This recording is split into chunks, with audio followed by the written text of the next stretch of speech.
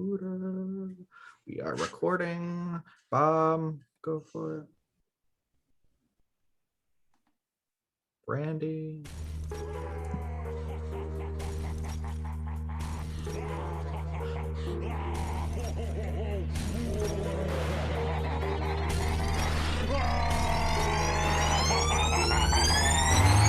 Yeah, we straight chillin', serial killing, pre-cold villains on the mic, got you reeling. 5-star rated from the floor to the ceiling. If you catch a 1-star, no time for feelings. Got a demon DJ on the ones and twos, by the name Beelzebub, so don't get confused. So grab a seat by the fire, roast them all over two, and prepare to hear the legend of the straight chillin' crew. What up, nerds? Welcome to another cotton candy-fueled episode of Straight Chilling, the weekly horror movie review show where you chill and we kill, slice, dice, and chop up yet another horror movie. My name's Bob. I'll be your host for the evening. This is episode number 318, recorded on Wednesday, May 12th, 2021. Tonight, we're going to be talking about the winner of the May poll pick, which was Killer Klowns from Outer Space. Before we get into it, let me introduce everyone else on the show. First up, calling in from Washington, D.C., we got our boy Randy Gandy G-Landy. What's up? Ahoy there, folks. Step right up. Hurry, hurry. We got us a big show tonight, and it's going to be some dog shit. Step right up. Step right up. You just immediately went to Tom Waits. Any Tom Carnival Waits, yeah. Barker. I get you. I'm right there with him, man. I can't 3 for $1. It'll get you a job. It is a job. order you a cetera, pizza, etc. Yeah. God, Yeah. I love that shit. It'll find that shoe that's been at large into the Chase Lounge for months on end. Next up, calling in from Jacksonville, Florida, we got our boy Soju. What's up, man? What up? It's your boy Killer Stains from Cooter Space. What up, boys? Wow. I thought it was going to be special tonight. I was right. Thank you. Did you say clown stains from Cooter Space? Killer. Wait, what did I say? Killer- Stains I don't know. from Cooter You clipped Space. out. I missed Killer Ah. Stains from Scooter Space, I think. Cooter Space? Killer Stains from Cooter Space. Stains from Killer Stain Cooter Space. Hi. This is a finely tuned instrument, this podcast. It's perfect. It's perfect. Last but not least, joining us from Southern Florida, returning. Welcome, Anthony. What's up, dog? Oh man, hell was awful. I was Yeah. resurrected this past weekend. I wish I was resurrected earlier just to enjoy some of the cold, but you know, some asshole had to resurrect me right when the fucking heat was hitting here in Devil's Armpit. You're welcome. Who is your patsy? Did you get Chris Kaiju down there or what? Oh no, he's still stuck in hell. He's doing the whole Godzilla in hell thing. Oh, just watching the worst of the worst Yeah. over and over. That's good shit, man. You know, I'm been there. happy to be back. I missed you guys. I mean, Yeah. I know I saw Rob and Soju a couple weeks ago, but That's right. Randy, it's been a minute. It has. I'm pleased to see you, my friend. Yeah. Happy Yeah, to we be were- here. We were hanging out at Spooky Empire, and Anthony was like, "What are y'all talking about?" And I was like, "Well, we got Killer Klowns coming up." He's like, "Dog, I love that movie." And I was like, "Well, your sexy ass is getting on the show. That's happening for sure." Anthony, for those who maybe haven't heard your sexual voice on our podcast before, why don't you Man, you are- let everybody know what you're doing? What do you got? Spooky goings-ons. Let them know. You should see Rob when he's drunk. He's definitely way Man. hornier. Which is saying The horny something. quotation has exceeded capacity already. I'm not sorry. I know you're not. It's easy to tell. So yeah, I'm the editor-in-chief and founder of Ghoulish Media. We're a genre entertainment site focusing on horror, sci-fi, kaiju, and now kind of branching off into action with a still focus on kind of extreme, crazy genre fun stuff. So yeah, we put out a series of podcasts, reviews, think pieces, the whole shebang. So if you're a film fan, ghoulishmedia.com is the site for you. Hell yeah. Fantastic. Check out Ghoulish Media everywhere the internet lives. Without further ado, let's go ahead and tackle some housekeeping real quick. Here's another reminder. Our June poll pick is currently posted on our Patreon website. If you support us at the $5 level or above, you get a chance to vote on a movie we're talking about this June. The theme for June is vehicular manslaughter, and the 3 movies you can vote between are Christine, Joyride, and Rubber. How are those numbers looking? Looking solid, my mang. Rubber is in first place still. Oh, no. Christine is like a vote or 2 behind, and Joyride's only a vote or 2 behind that. All right. Joyride's not bad as far as I remember. Oh, yeah. Did you I got guys the softest already spot cover for them. Duel on the show? We have No. not covered Duel. See? There might have to be a We're good return one. of this category because there Yeah. were quite a few movies that just Yeah. didn't make the cut. Mhm. Maximum This time. Overdrive For isn't starters, on there. yeah. There's plenty Yeah. to choose from, and I don't know. It seems like those kind of movies don't get as much mention on this podcast as other subgenres. So we need to get on. Fender Bender is another good one. There's a lot. There's a lot of options. The Car, forgot The car, yeah. The car. Yep. The Car. So make sure you get your votes in before the end of May. We'll see what we're talking about this June. That's really all we got going on for Patreon. Juice, do you have any news? Nope. My house is clean this week. Oh shit. Tight. Last thing I want to mention again. Randy's playing me out. I My thought you were speech is done. Going too long. Come Big on, thanks man. Wrap it up. Big thanks to everybody that hung out this past Friday for our Joe Bob watch party. He threw ginger snaps and fried berry on, which was a new Shudder original. If you want to join our watch parties every Friday, 9 p.m. Eastern Standard Time, we throw a link on all of our social media outlets to join in on our Zoom watch party.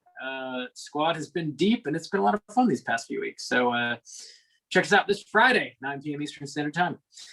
And now, I believe our houses are clean. All right. Are you sure? Pretty sure. Yeah. Okay. This house is Because we can go back if you want. We can dirty it up a no. little more. Okay. No, I think we're good. What up? let's go ahead. It's your boy, Keller Stains from Cooter Space. Oh! Yeah! All the way back. All the way back. We're going rolled it back 10 minutes. Wow. Thought you might let's need go a little get- sound bump there, Bob. I don't. Let's get into the main event. We're talking about Killer Clowns from Outer Space, and we're kicking it off with the back of the box.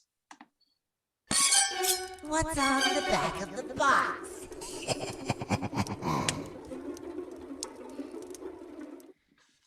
All right. Killer Clowns from Outer Space from 1988. This was directed by Stephen Chiodo. It's written by Charles and Stephen Chiodo, the Chiodo brothers. Stars Grant Kramer, Suzanne Snyder, John Allen Nelson, and some other folks. Plot synopsis is as follows. Step aside, Pennywise. These killer clowns from outer space are packing popcorn guns. When Mike and girlfriend Debbie warn that a gang of extraterrestrial killer clowns have landed in the nearby area, the cops are naturally skeptical. Before long, however, reports are coming in from other local residents detailing similar run-ins with large-shoed assailants. There can no longer be any doubt the killer clowns from outer space are here, and they're out to turn the population into candy floss. Gentlemen, thank you, Randy. Gentlemen, had you seen this before? Would you recommend people check it out? Juice, kick us off. I had seen this before. It's been a long time to where like I only remember 2 or 3 of the key scenes from this. So it was good to revisit it again. Recommend is not for general audiences. It's very much of its time. The 80s, man. It's like the 80th fucking B-side movie ever. I don't know. I mean, it's definitely got an 80s style, 80 flair. I know a lot of people don't like clowns, so you'd have to get over something like that. I didn't like it as much as I remembered and thought I would going back to it. So take that for what you will. So a loose recommend with some heavy Hemming and hawing. parameters on that one. All right. Parameters, my God. fucking mapping the human genome with this recommendation. Wow. Anthony, had you seen this before? Would you recommend people check it out? Not watching Killer Clowns from Outer Space at least once a year is like a cardinal sin in my book. Nice. You know, it's like thou shalt not kill, and thou must watch Killer Clowns from Outer Space annually. I love this movie, and you know we'll get into it later on in the episode. But if you're a genre film fan, if you're a horror movie fan, if you're a fan of 80s cinema and practical effects, and you can kind of dig on the campiness of what this genre has to provide, I think you'll thoroughly enjoy Killer Clowns from Outer Space. Right on. Randy, what about you? Yeah, I'll echo that. I think that in general, first of all, yes, I have seen this film probably, I want to say like maybe 3 times, at least once with my mom when I was in like, teenage years. Best Just mom. had it on. Nice. Yeah, and it was actually like it's a pretty good movie for that sort of situation, I would think, as opposed to, I also watched Requiem for a Dream with her in the Christ. whole time. So yeah, Good That is double not feature. the worlds of movie. experience there. I would say I would recommend that such a scenario for Killer Clowns, but not for the other. But yeah, it's a movie. If you go in, like Anthony said, going in with expectation of some sort of like schlockiness to it, and certainly campiness, and a self-aware campiness, I'll definitely give it credit for that, which I always kind of forget when I rewatch this movie, how much it seems to know itself pretty well, or at least it seems to. So yeah, I would recommend it if you're into that sort of thing. And sort of like if you're a horror fan, I mean, get off your ass. You got to watch this one. This is like Justin said, this is such a I don't know, this is such an earmark movie for the 80s, even I would say, because it hits schlock and visual effects so hard and so well that it's kind of tough to ignore. Tight. Hey, Yeah, I've seen Rob. this. Hey, Anthony. Have you seen this movie before? Nobody Yeah. cares. Yeah. Nobody cares what you've seen. I've seen it a handful of times. It's not an annual watch for me, but it's definitely one that I've always enjoyed every time I watched it. And it's one of those movies, like Randy highlighted, it's extremely self-aware. And if you're really into practical effects and just like watching some like really cool gags on the screen, I highly recommend this. You know, the Kyoto brothers, they're known for their practical effects. It's what they do primarily in the film industry. They lend their craft to other movies. Probably most famously, everybody has seen Elf. There's like a stop motion animation sequence in that, or there's a couple really. They did that. So I mean, they Do I hear you get the a lot of tinkling that. of little Joe Bob bells in the back of your head there, Bob? Basically, yeah. These are Joe Bob talking points, as I recall. Has he done? He hasn't done this. Not that I've seen it. No, Maybe he I'm has. pretty sure I saw him talk about this. I mean, it might have been an old video or whatever. It doesn't matter. I Yeah. was just giving a shit, Yeah. but it's really good information. The Kyoto, I think this was their directorial debut, if I'm not mistaken, Yeah, I as believe an so. outfit. Yeah, I mean, they did a whole bunch of shorts. A lot of them Oh, were like I'm sorry. homemade. I didn't know we were jumping into trivia. I didn't know it's totally time for trivia over here. It's It's not. not- You're right. It's not trivia if I already know it. I You're- mean, come on. Yeah. Anyway, yeah, I recommend this movie specifically if you're way into practical effects. I'll just go ahead and wrap it up there. Sounds like a decent recommend from the Straight Chilling crew plus Anthony. Let's go and drop that spoiler warning. We'll get into the rest of the movie. Here we go.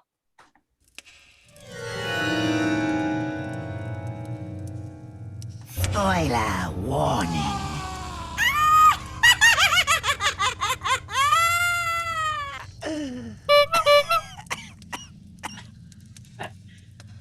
Randy got a new bump, everybody. And he's got sound bites coming out his ass. We're gonna hear it. I don't know what you guys are talking about. Mhm. All right, I got a full-on plot synopsis. I'll blast through if you'll indulge me. But I forgot to Go. ask you, do you have this blue? I'm sure you I do. Yeah, I held It's it up steel. for the still for the YouTube still. So this is not a steel book, but I will go ahead and say that Arrow Video put out a really nice collector's edition of Killer Clowns from Outer Space. I highly recommend you pick it up. It's pretty affordable. You can get it for less than $20. I got this like slipcover FYE. I know you guys give me a lot of shit because I shop at FYE, but they had like a special slipcover that you can only get there, which is this right here. I was gonna say there's- that it's like Yeah. impossible for this movie to be designed poorly. Everything that it has, Yeah. like Yeah. Oh God, I love the the title card and everything for this movie, and then just all the covers, even that, including that one. Oh no, Randy. What am I off? Please let me show you. There's a DVD version of this that I will complain about. This is the hill I will die on. That has the worst fucking cover. I like, if you look it up, it has this grungy like default font, you know, it kind of this like horror carnival vibe, but it's all brown. It is the ugliest goddamn thing. That sounds terrible. Honestly, I've considered writing a piece that like movie covers that just blew it and had like the perfect poster art to use for the cover, but didn't. The Killer Klowns is the perfect instance of when I would. It's got like it's got like a grungy saloon type face going. Yeah, is that the one? Yeah, it's just terrible. I have it over here if you guys want to see it on camera. Oh yeah, bring it. Sure. Yeah. Add some value to our content, bro. Yeah. So watch this on fucking YouTube and see me bitch. Watch it. See me bitch in real time. It reminds me of that behind the scenes too. You guys remember that like My updated shit's cover of glitching. Near Dark, where it's like yes, it that looks Near like Dark cover Twilight. is the worst thing I've ever seen. Yeah. It's like, Yeah, that's the one. Yeah. Yeah, it's like that. That looks like Twisted Metal, like the fucking video. It game. does look I'm like about Twisted Exactly like Metal. It's the so clown face is- bad. And like the original art is phenomenal. It has this gorgeous illustration of like the clown spinning the world. And then some sad illustrator or designer was like, all right, you have to remake this cover for DVD. And it feels like they just trick people into thinking it's a modern, like hostile style. It's torture horrible. porn or some It's shit. awful. It's This, terrible. That's a shame. This Arrow video disc gives not one, not two, but three better versions of the art. This is the original art Anthony was talking about. It's kinda hard to I see, love but- the That's the good original shit, art. man. The I original agree. is so phenomenal. That's the best Yeah, one. there's all kinds of shit on YouTube for this episode. Check that shit out. Also on this disc, there's like, I mentioned that the Kyoto brothers did a whole shitload of shorts when they were kids in the 70s, like in their backyard. And all of those shorts are bonus features on this Arrow video. Oh, nice. There's like 6 or 8 shorts. They're like stop motion animation, like forced perspective stuff. You can like watch them figuring stuff out in real time when they were kids. It's really fucking cool. So pick that up if you can. Shit, I'm gonna have to stream that. Whoa. Nah. What? So What? let me blast through this synopsis real quick. Oh and then yeah, get into plot it. synopsis. Yeah.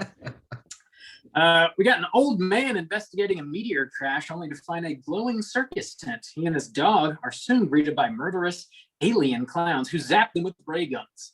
We then meet Debbie and Mike, who are making out the back of their car, and they also saw the meteor crash. When they investigate, they're able to get inside the tent and find corpses wrapped up in cotton candy cocoons. Debbie and Mike go tell their friend Dave about what they saw. He's a police officer, and they think maybe he can help. Chief Mooney overhears their conversation and immediately discredits their story. Dave and Mike go to investigate the tent once again. They tell Debbie that she should wait at the house until they're done. They're unable to find the tent, and Dave arrests Mike for lying to a police officer. Dave and Mike then investigate and make... Right.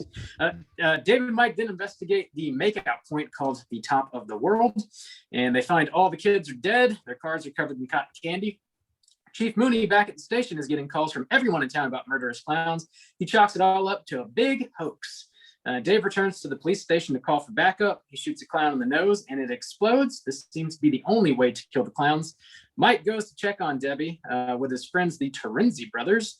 Debbie's abducted by the clowns and taken to the town's circus. The Terenzi brothers, Mike and Dave, follow the clowns into the funhouse, and they realize they're back inside the alien tent spaceship.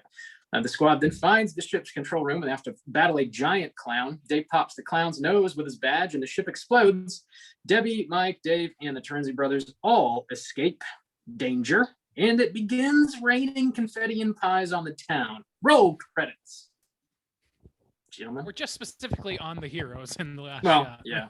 which is That a too. hilarious end to my tastes. So Yeah. the best thing about this to me, rewatching it, was the visuals. It looks amazing all the way through. I mean, even the gags that they're able to. I mean, I think the problem is with me on this one. I was like, man, this is very one note. I mean, it just rides that note. But Thanks for inviting me, guys. I had a good time. there's a ton of great gimmicks that go along with that. The popcorn guns, the balloons, the cotton candy people wrapped up, the tent, the clown car, the giant clown at the end. But I mean, it just rides it. It rides I it think all. I love that about it though. The thing is, like, this is also like a really tight movie. Like this is like the antithesis to every movie that's come out in the past 5 years, good or bad, which is that it's tightly compacted into 90 minutes or less, maybe 86 minutes with credits. Yeah, there you go. And it's like, yeah, so having it be one note is fine, especially considering like it's one note that has there's a lot of milk in them udders, you know what I'm saying? Like you could just milk any other shit. analogy, no, that's the one I'm going with. Metaphor. That's the hill I'm dying on, the udder analogy hill. Wow. But yeah, I don't know. Watch Like, YouTube to see Randy's milking skills. Someone make that a GIF for me. I hope so. we have the technology, but yeah, it's I don't know. I like that about it. I can see like getting bored with it or whatever, but because of like you said, like the production value on this stuff, which is like the Kyoto Brothers whole thing, and then on top of that, like the absolutely self-aware, like silly Looney Tunes-esque plotting, I was pretty engaged with it. So yeah, I always forget just how silly it goes, because at the beginning of the movie, they really do kind of set pretty familiar groundwork for 80s schlock, which is like some like medium acting and some like, I don't know, really silly shit going on that's not silly. It doesn't seem silly in the intentional sense, at least not directly right out of the gate, until the clowns start really showing up and start really doing like all kinds of like fucking Yosemite Sam bullshit. It's not really like, I always forget until that point that it is what it is. You know what I mean? Mm-hmm. I think one of the things I absolutely love about Killer Klowns from Outer Space is its promise of the concept. You get exactly what you'd want with a movie of that name, which I will say, and maybe this is one of my hotter takes, but I feel like a lot of 1980s films, they're kind of movies of the VHS era, right? So they sold themselves on the art and the cover alone. There's very few movies that really hold up past the cover art and the title.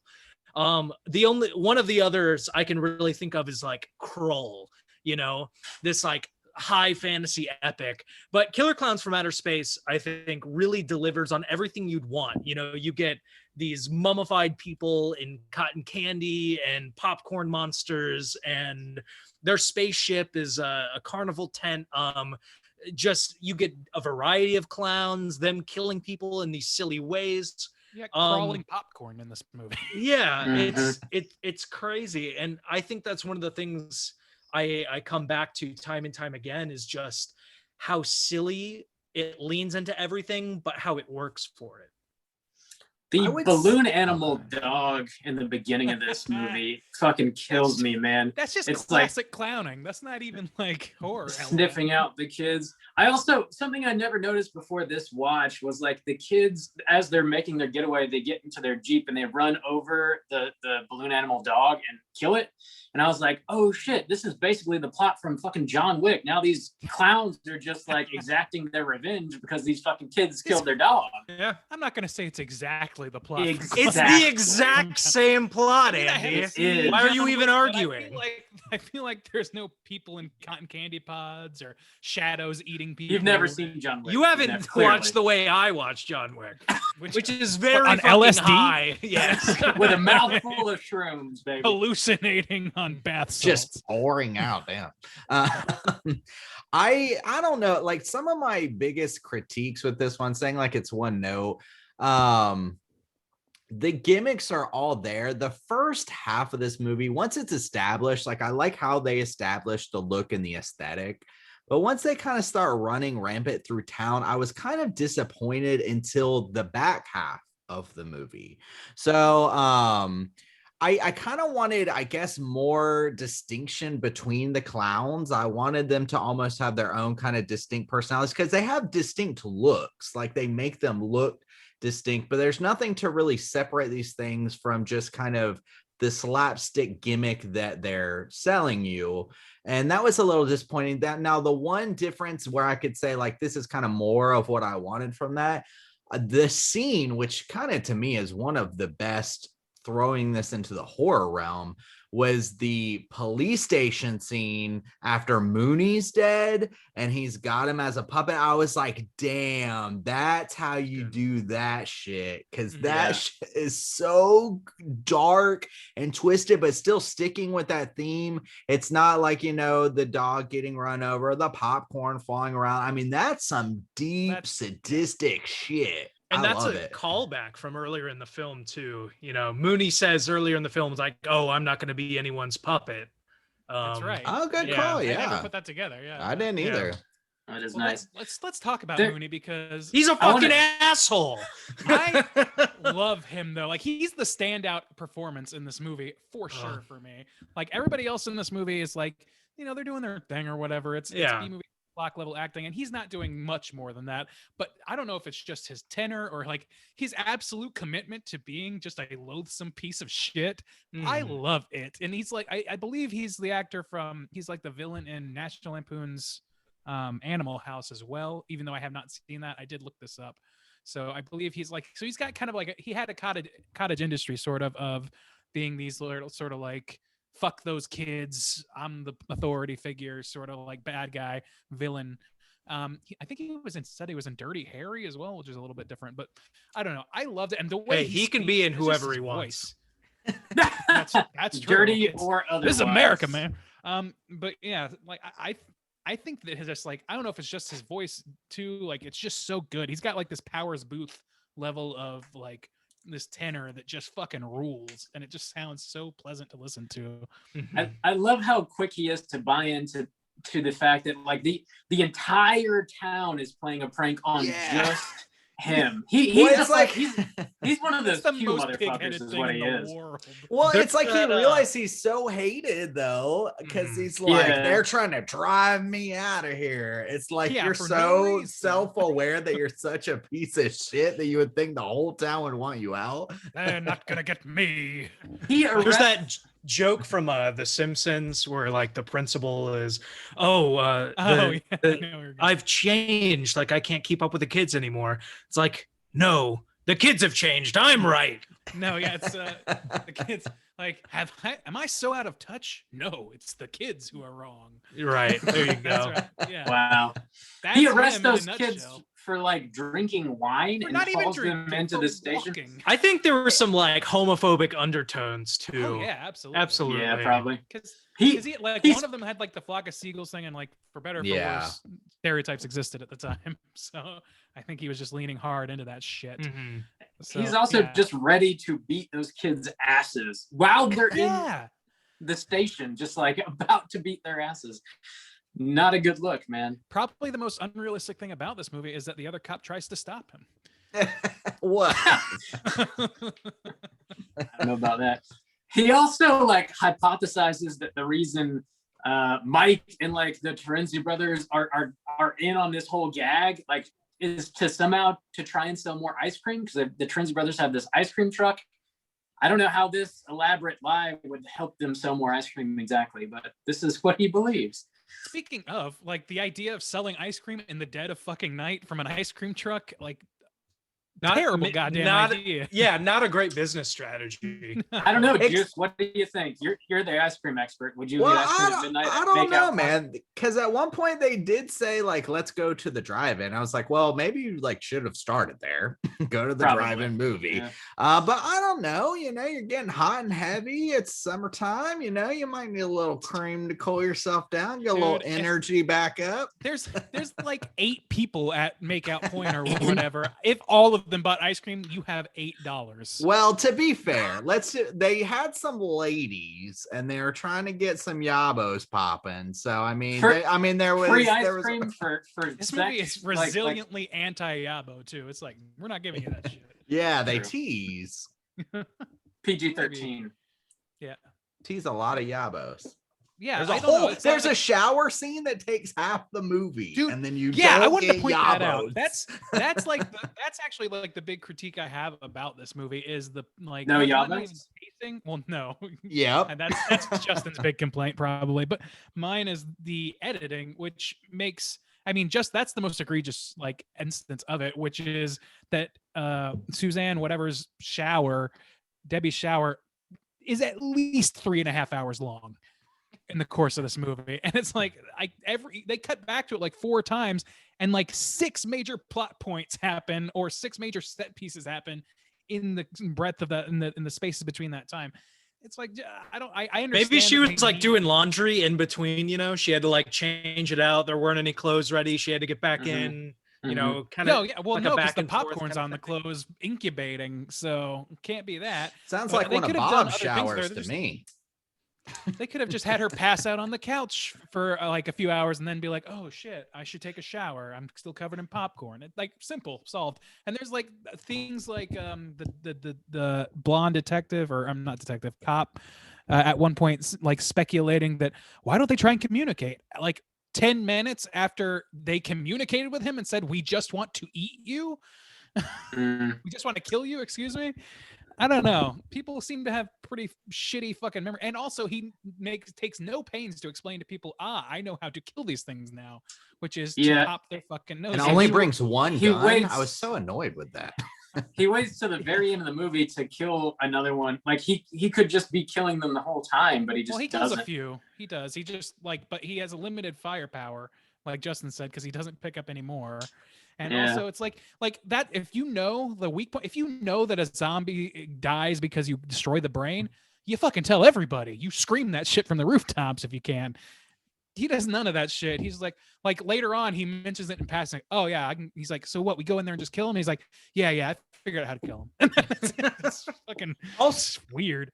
Also, did they give an explanation for why they cotton candied everybody except for the girl? Debbie. Road snacks? I don't know. Yeah. Debbie and like maybe a couple others. In She those was like the only balls. one who got ballooned. Everybody else plot. was. I Yeah, did love serves the too. plot.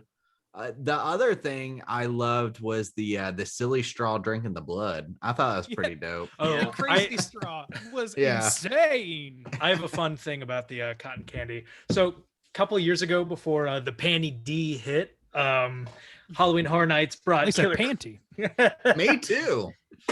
Killer Clowns from Outer Space to Halloween Horror Nights, and I picked up a canister. They were selling the Killer Clowns cotton candy. Oh shit. So I bought it. I never opened it. I still have it, but it's like deflated to a point where it's like a pink hockey puck. Nice. Just sitting in this big empty container with like a Killer Clown sticker on the front. How was that house? I went through it 4 times. Damn. Yeah. I'm not great with those things, and I do like to do them, but in limited amounts. And it's hard. It's difficult for me to justify going and waiting in 4 hours for one walkthrough. So But the that one I benefit wanted to is do really not a lot bad. of people knew what Killer Clowns from Outer Space was. It was the first Yeah. year it was there, Not and so it was pretty cool. very empty. So the first Good. time we waited about an hour, and then the other 3 times we just basically walked in. Oh shit, man! I missed an opportunity. Nice. then. Yeah. that was like out of all the houses they've had, maybe ever. That was the one that was like, Yeah. I'll bet that looks fucking So great. they did the whole Mooney scene. They did the T-Rex Nice. hand puppet Mm. scene. They did Nice. they did Clownzilla at the end. They did, like, Nice. that little walkway with the Tim Burton Yeah. things. I was sitting there thinking like, I'll bet that somebody was at Universal was watching this, and this is the moment they decided, oh shit, we need to make a house of this, Yeah. because this is And a deep pull for them to do that. I think the Kyoto brothers were there opening night of Halloween Horror Nights to introduce the house, and John Massari, the composer, was also there with them, and they had the theme song playing as you kind of walked through as well. I have something to say about the theme song, which is hilarious, and I hope she doesn't kill me Okay. for saying this. Oh no! But I was watching this. Becky was kind of like half watching. She was doing a little work on her computer, and when the theme song was playing or whatever, she asks me, and I swear to God, she said this exactly and sincerely. She said, "Is this Queen?" No, no, this is not Queen. It's a band called the Dickies, actually. I mean, you might as well have asked like, "Fucking, is this Liberace?" No, of course not. This is like. This is clearly 80s like hair metal-y fucking theme song, and it says Killer Clowns like in the lyrics multiple Mhm. times. I don't think Queen Maybe meant that she was question. thinking Killer Queen. I don't know. I don't know, Whoa, maybe. Randy. I asked her, and she was like, I don't know. It just kind of sounds like him. I was like, this, I don't know how you confuse anybody for Just kind fucking of sounds like Mercury, but just kind of. You dumb piece That's what of shit. It's not like Now Greta that Van she's Fleet been and Van fully Halen. full- It's yeah. now that she's been fully shamed, I love you. How could you even think it? No. It's just such a weird thing. It's like, oh shit, is this Limp Bizkit? No. What? If Closer. only, huh, Bob? It's close. Killer Clowns right here. Yeah. I can't. There Oh, was a yeah. disappointing scene, talking about how I like the second half much better. There was a disappointing scene where there's like the little girl and she sees the clown outside the McDonald's or whatever, I don't know, where they're eating. And he's like very menacingly like gesturing to her, and she's like almost makes it out there. And she doesn't, but I was like, nobody else sees this clown. And also it just felt like a huge blue balls for some like dope horror to go on. I felt like the whole I just felt like the whole first half was like too silly, and then all the dark stuff comes in the second half. Whereas I liked where they set up like exploring the tent where the guy goes in, his dog gets taken. You're like, oh no, not the dog. The guy gets taken, he's discovered in the cotton candy. I'm like, yeah, okay, I'm onto this. And then everything from there up until I don't know, maybe the Mooney scene. It's just kind of like silly. It just kind of keeps going, and I think again the pacing with the editing, where it's like, and here's a shower scene that's not doing anything. Well, there's like throw in some random scenes, and it's all just kind of disconnected for a while. But there's not really a lot of story that's actually going on. It's just like all these just random clown scenes, and then a shower scene, and a clown scene, a shower scene, and it's just like they lean in that silliness, and then I'm like, okay, I want to go, like take me where we're going, and it just like seems to take too long. I can see your point. I love like that. Probably my favorite part is this sequence of just set pieces of clowns doing clowny shit that kills people. I really love that because it's Tex Avery bullshit. It's nonsense, and I love that. But you're right. Like the idea that it's like any horror element in there is pretty slight for a while. So I think you're right. Like with the editing, it would have been nice to see a little bit more like of the ventriloquist Moonies, or the creepy clown by a little girl, or something. Like, I don't know, see a few more of those, or at least something that was comedic but also had that edge to it as well, because that's possible. Like they did that to some extent all the way through whenever they did scary things. So some macabre shit, some Hitchcockian fucking dark humor, they have that in this movie, certainly just in its premise it is, but I feel like they could have done more. They could have had a few more fangs in there. I agree with that part. There was like a really easy, like simple scene where they're not driving the clown car, but one of the clowns is in like a straight up invisible car going down the road. And he like runs another motorist off the street, and he like goes down a cliff and dies. Just, I don't know, something about that scene like really stuck with me. And then you finally do see like the actual clown car, just like the many ways that they're like just so creative in creating these kills and like tailoring them specifically to like clown kills. The shadow puppets, like definitely one of my favorite scenes, with like the T-Rex eating the people. Before Mooney dies, he gets shot in the face with like a little flower, sprays water in his face. The clown's just kind of like playing with his food at that point. The popcorn that just like evolves into these The tiny biker little gang. Oh, sorry, I didn't. That's one of my favorite scenes. Fucking biker gang. You want to talk about it, Anthony? Tell us about it. What happened? Oh, I just love the back and forth rapport of the bikers giving the clown shit, and it's like, oh, can I play with your bike? And then just like, what's that game called? The two robots boxing. Rock'em Sock'em Robots. Yeah, just fucking Rock'em Sock'em Robots his head off into the sky. I so laughed out loud good. at that. I won't lie. It's fun. It's very fun. But I think too, it's definitely like it's a double-edged sword, right? Where like it's definitely kind of playing more on that horror comedy element, definitely. But it's also with a name like Killer Klowns from Outer Space. How much can you expect from it? So going in with low expectations and what it delivers, not saying that it doesn't deliver whatsoever. I think it absolutely does. I think there's a certain I guess, a headspace to kind of have when you're grappling with something on this caliber. Well, Yes. see, that's a good point, Anthony, because another kind of critique that I had, or something that I thought was just kind of a strange choice for something that for the first half did seem to want to pick up that horror comedy tone more. I agree there. And I thought it was very strange that they didn't rely on the brother characters to kind of also bring that through in the character element, because the three characters that we mostly follow through the first half of this film and through most of the film, but specifically like they're really driving this first half, are so fucking vanilla and not interesting that I was so happy by the time the brothers got there. But again, it was in the second half. And so again, the second half of the movie is so solid. You have even more of those interesting set pieces, even more of those interesting horror gimmicks, but they throw that horror edge in there and they bring that comedy level more through with the not clown characters, like the human characters, and it felt more, I guess, cohesive. I was like, okay, here's the movie I wanted to get to. It's right here. And like I just had to wait about 30 minutes to get there. It feels like the first half of this film, I'll definitely agree, is like the scene in Scooby-Doo where they're all running through the different doors, just kind of tailing one another.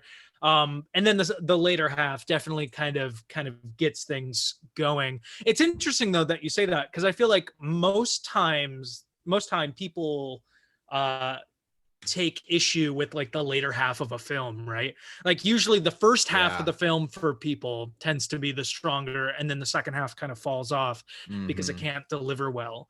In this case, it's the opposite. So I guess I would say that's a plus, as well as it only gets better the longer you kind of watch it. Yeah. I think this movie really is about the effects, and you don't want to front load the movie with effects. You want to save some of that for the ending and make it like really impactful, stick the landing, so to speak.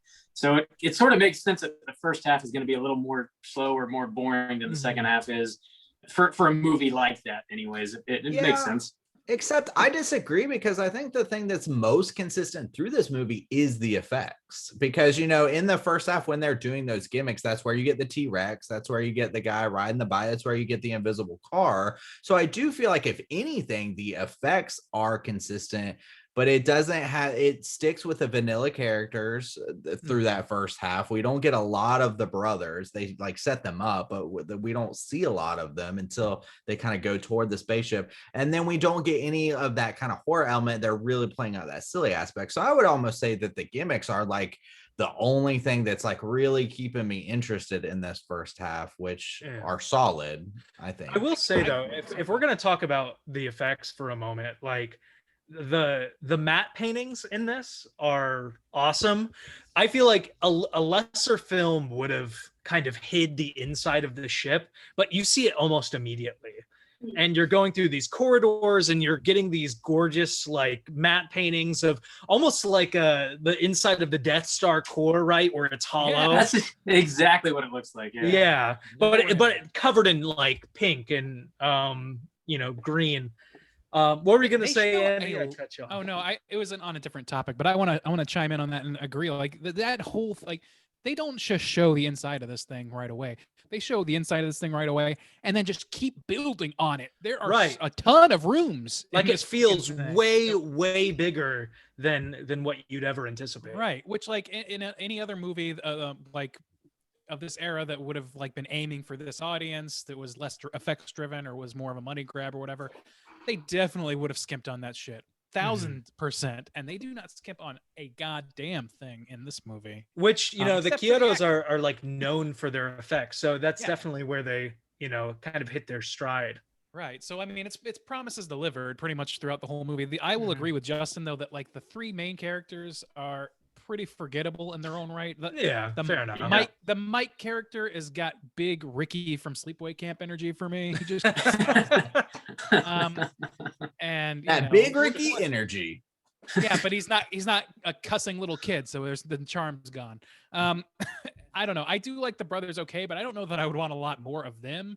I just wish the other characters besides them and Mooney lived up to that level or they gave it like since the three central characters. I know they're point of view characters, but you could have had just Suzanne be the point of view character, or just Officer Dipshit be the point of view character. But no, you have fucking all three of these guys being pretty on the like. I don't know. They start off being schlocky characters or whatever, but by the end they're making like mostly sound decisions, with the exception of forgetting major things like how to kill them and shit. But like they're acting like normal human beings for the most part, and it's like as the silliness of around them ramps up, they just sort of start dragging that down. Like I don't know. That's probably one of my bigger complaints as well. But Mooney, whew, I love that fucking character. Mooney is fantastic and easily the most memorable character in this movie. The Trinzi brothers are memorable specifically because they're driving around in an ice cream truck. If they didn't have that vehicle, I don't know that they'd be any more memorable than anyone else in this movie. They do have a bit of like interplay between them, which is kind of they do. Not super distinctive, but they're a little bit of something. Not really. They don't stick out to me too much. I don't know. I think that might just be like one of the fault of this film is that to me they're the most interesting characters, but they're still they are kind of in themselves one note. It's just nobody else is really doing anything. So don't they get like Yeah, I think we lost Randy totally. Yeah, don't they get what? Yeah. Yeah, I totally lost Randy. Yeah, he's working. Am I back? Oh, yeah, you're back. Yeah, I think you hit your something thing came or unplugged. something. Yeah. It must be. It thing's You got temperamental. too But I was gonna say, don't they get forceful, laid by like a bunch of like a couple of clown women in a hot tub and come back with giant smooch marks? Kisses on all their over face? their face. Yeah, I That loved was how the fabulous. Yaba. I loved how the Yabos were getting bigger like balloons or Yeah, whatever. they were balloons. They're blowing the fuck up like balloons. And they're like, "Are you Debbie's roommates?" Like, come on, man.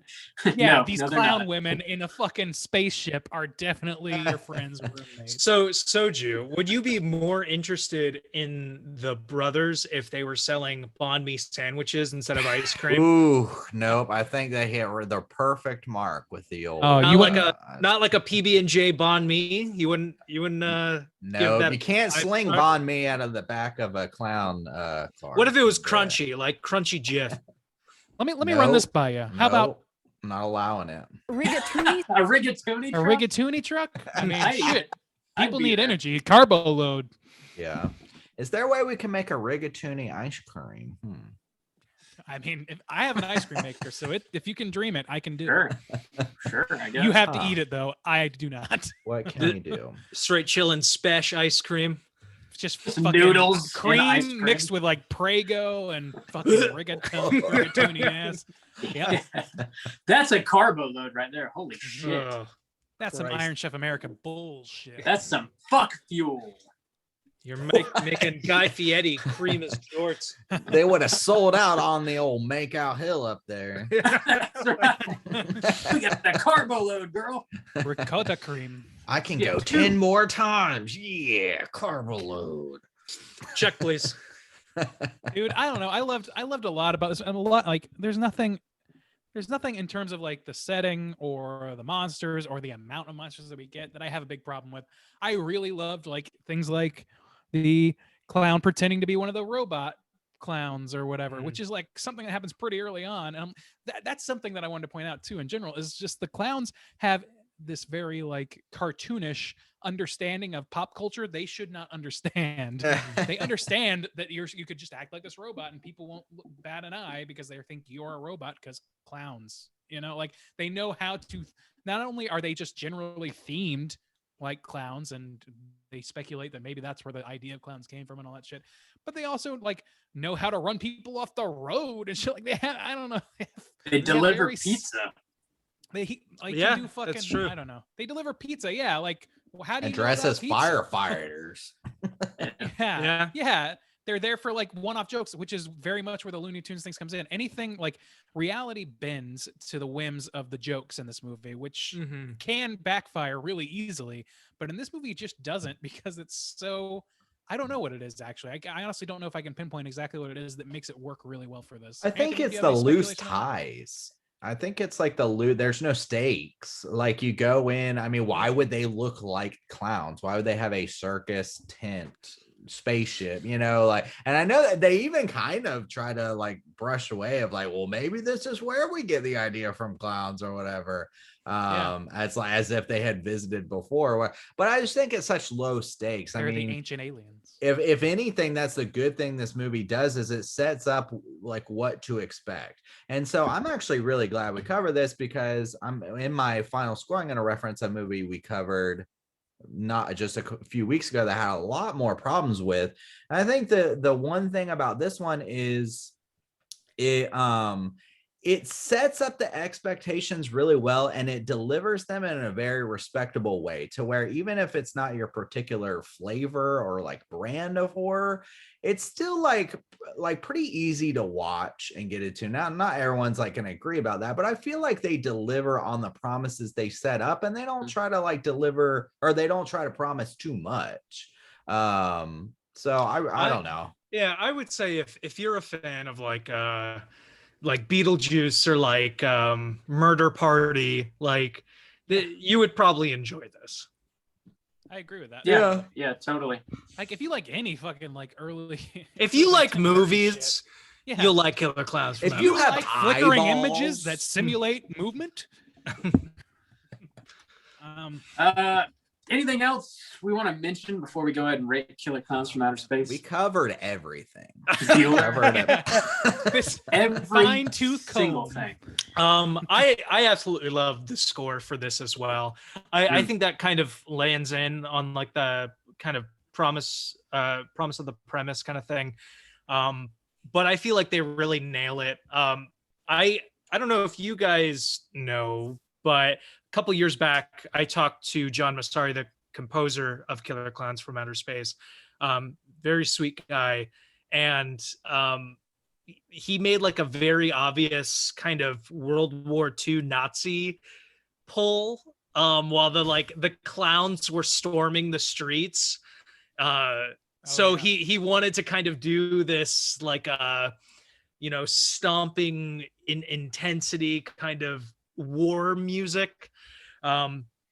Super funny, super great. They just did a Killer Clowns Revisited soundtrack where they kind of boosted some of the orchestra and some of the compositions, but I really love the music in this. Wants to do Flight of the Valkyrie, but like every 12 seconds you hear Randy got a new bump. Check it out.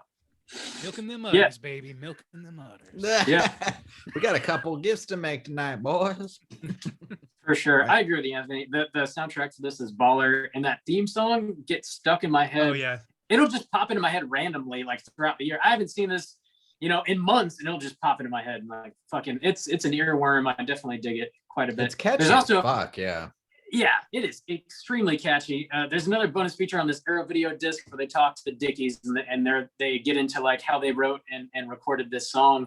And the finished product is actually on the movie, was the demo they cut. And I guess like everybody involved in the movie just loved it so much. They're like, no, you guys are done. Thanks. Like, we're taking that one. But I can imagine as the Dickies though, you'd be like, no, this isn't the finished product. And you're like, oh no, we're good. Yeah. Keep Yeah, those they got edges paid. unsanded. Yeah. Unfinished Yeah. wood, please. The Dickies, they love it raw. Whoa. They do. No Oh, bad. baby, they like raw. Yeah. Let's go ahead and rate Killer Clowns from Outer Space. Out of 5, Anthony, you are the esteemed guest tonight. Why don't you kick us off, Oh, man? How do you feel? So Once- much pressure. So much And, pressure. Sexualize Anthony that time. Good for you. Yeah, progress. I Progress, Rob. I really love Killer Clowns from Outer Space, if it wasn't obvious already. I think it delivers on so many different levels. The acting, not the best. I wholeheartedly agree. It's not a straight up horror flick, and I'll wholeheartedly agree there as well. But if you can kind of dig the campy humor, the crazy, fun, practical effects, leaning into like the diversity of like matte paintings and just cell shaded paintings, I think all of it's so phenomenal. I think it kind of lives in my heart forever, just as this fun thing that exists. And I'm glad it does. I'm glad this movie exists. I think my life would probably be a little less sad without it, you know. A little more. Little- But out of 5, that's a tough one. I feel like I'm gonna have to give it a 4 just on enjoyability alone. Solid. A 4 from our boy Anthony. Juice, why don't you go next? Out of 5, how do you feel? Okay, so the movie I wanted to kind of compare this with too was Blood Diner. We covered Blood Diner recently. I had a lot of problems with that and rated it really low. I was worried you wanted to go back to the Godzilla versus Kong. Will. No. Me many too, weeks? actually. How That's many what I thought. Really? No, no, this is the movie that I want to compare it to because similar times and I think similar like ideas. Cause that was like a horror comedy, very schlocky. But this one I respect a ton. So what I will say about this is it's not always the flavors that I personally enjoy. But even in the times where I'm like, okay, I don't want this to be so silly personally, or this is like so heavy-handed, like 80s style or whatever. I still, there's something to respect in every scene, whether it be the effects, how something looks, or at least how it's set up. The expectations I feel like are set up very well. So even in those bumps, or those like flavors that I'm not like really digging on, it's still like pretty easy to get through this movie and to find something enjoyable in almost every scene that I'm in. Does it have problems? Yeah, I mean, the things I've mentioned before, mainly like that first section, where it's just kind of like worse editing, not a lot of horror mixed in there, really heavy on the silly. It's not really like my bag. I do think that the editing could be improved there, but I like the gimmicks that they're throwing at me though, like the popcorn and the T-Rex and the even like the little bike scene. So there's things to get me through even when, you know, I'm kind of down on it. I respect the hell out of it. It looks fantastic. The set pieces, the gimmicks are clever, even though I do think they're pretty one note. They are very clever. I wish that they could have made the clowns kind of more clever in that way too. I think that was kind of my hope. It's like there's all these gimmicks like the balloons and the cotton candy and stuff. I wish they could have added a little bit of that spice into the clowns themselves, because for me they came off a little like one note just within them. They weren't particularly distinct, even though they had distinct looks. I was like, I want something more here. The characters aren't particularly great. They get the job done for what this kind of movie is, but that could have been improved.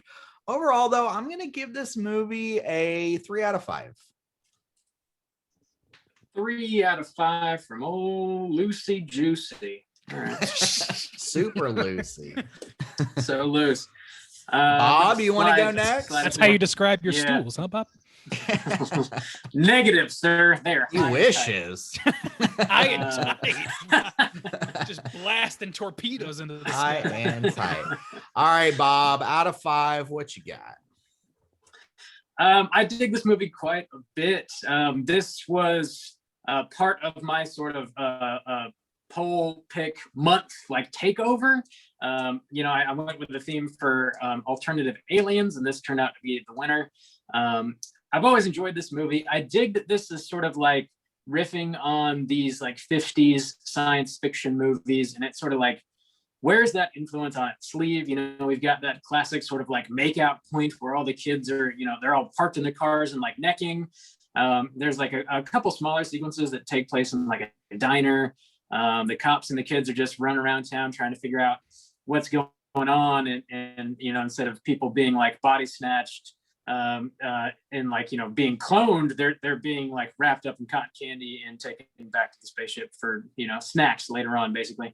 I'm definitely a big fan of the effects in this. It's what the movie's about, and I don't think the Kyoto brothers make any bones about that. They sort of you know, put that out there on the forefront. They're like, hey, show up for the effects, and they deliver.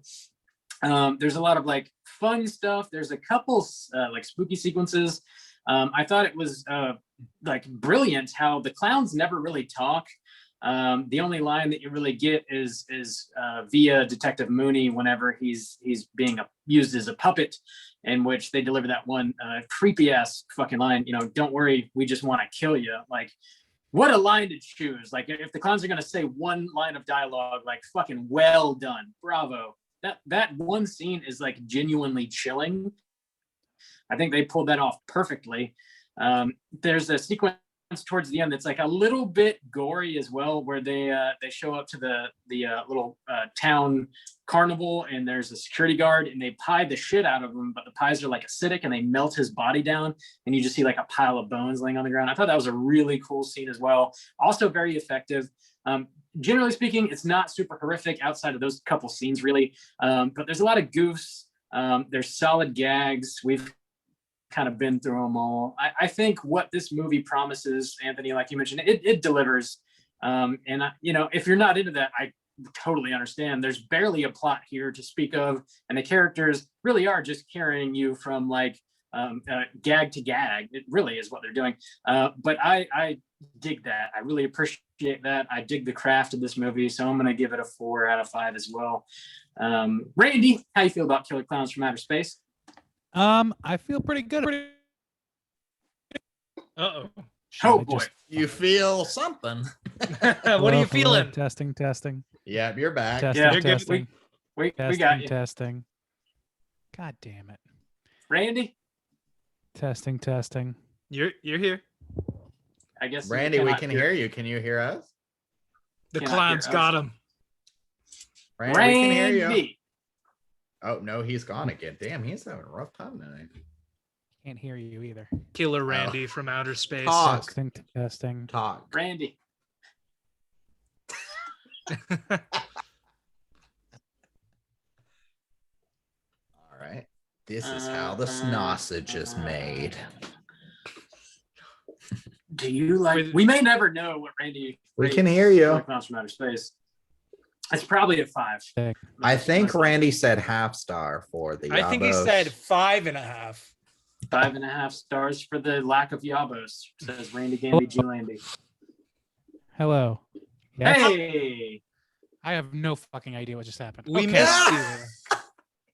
That my thing came my mic came unplugged slightly because it's very temperamental, and then just hell broke loose. I don't know what's going on with my You're system. too rough, Randy. You need to have Yeah. a softer You gotta touch. caress The it. point being, I made a really amazing point while I was off there for a second. I'm but, sure.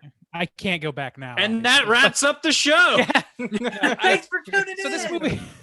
So this movie, like it has the opposite of diminishing returns every time I see it. Every time I see this movie, I'm charmed more and more. And it's kind of over the years sort of started to occupy the same space in my head as like a Little Shop of Horrors, where it's an effects-driven horror comedy. That is like way too close to my heart to ever be superseded by any means.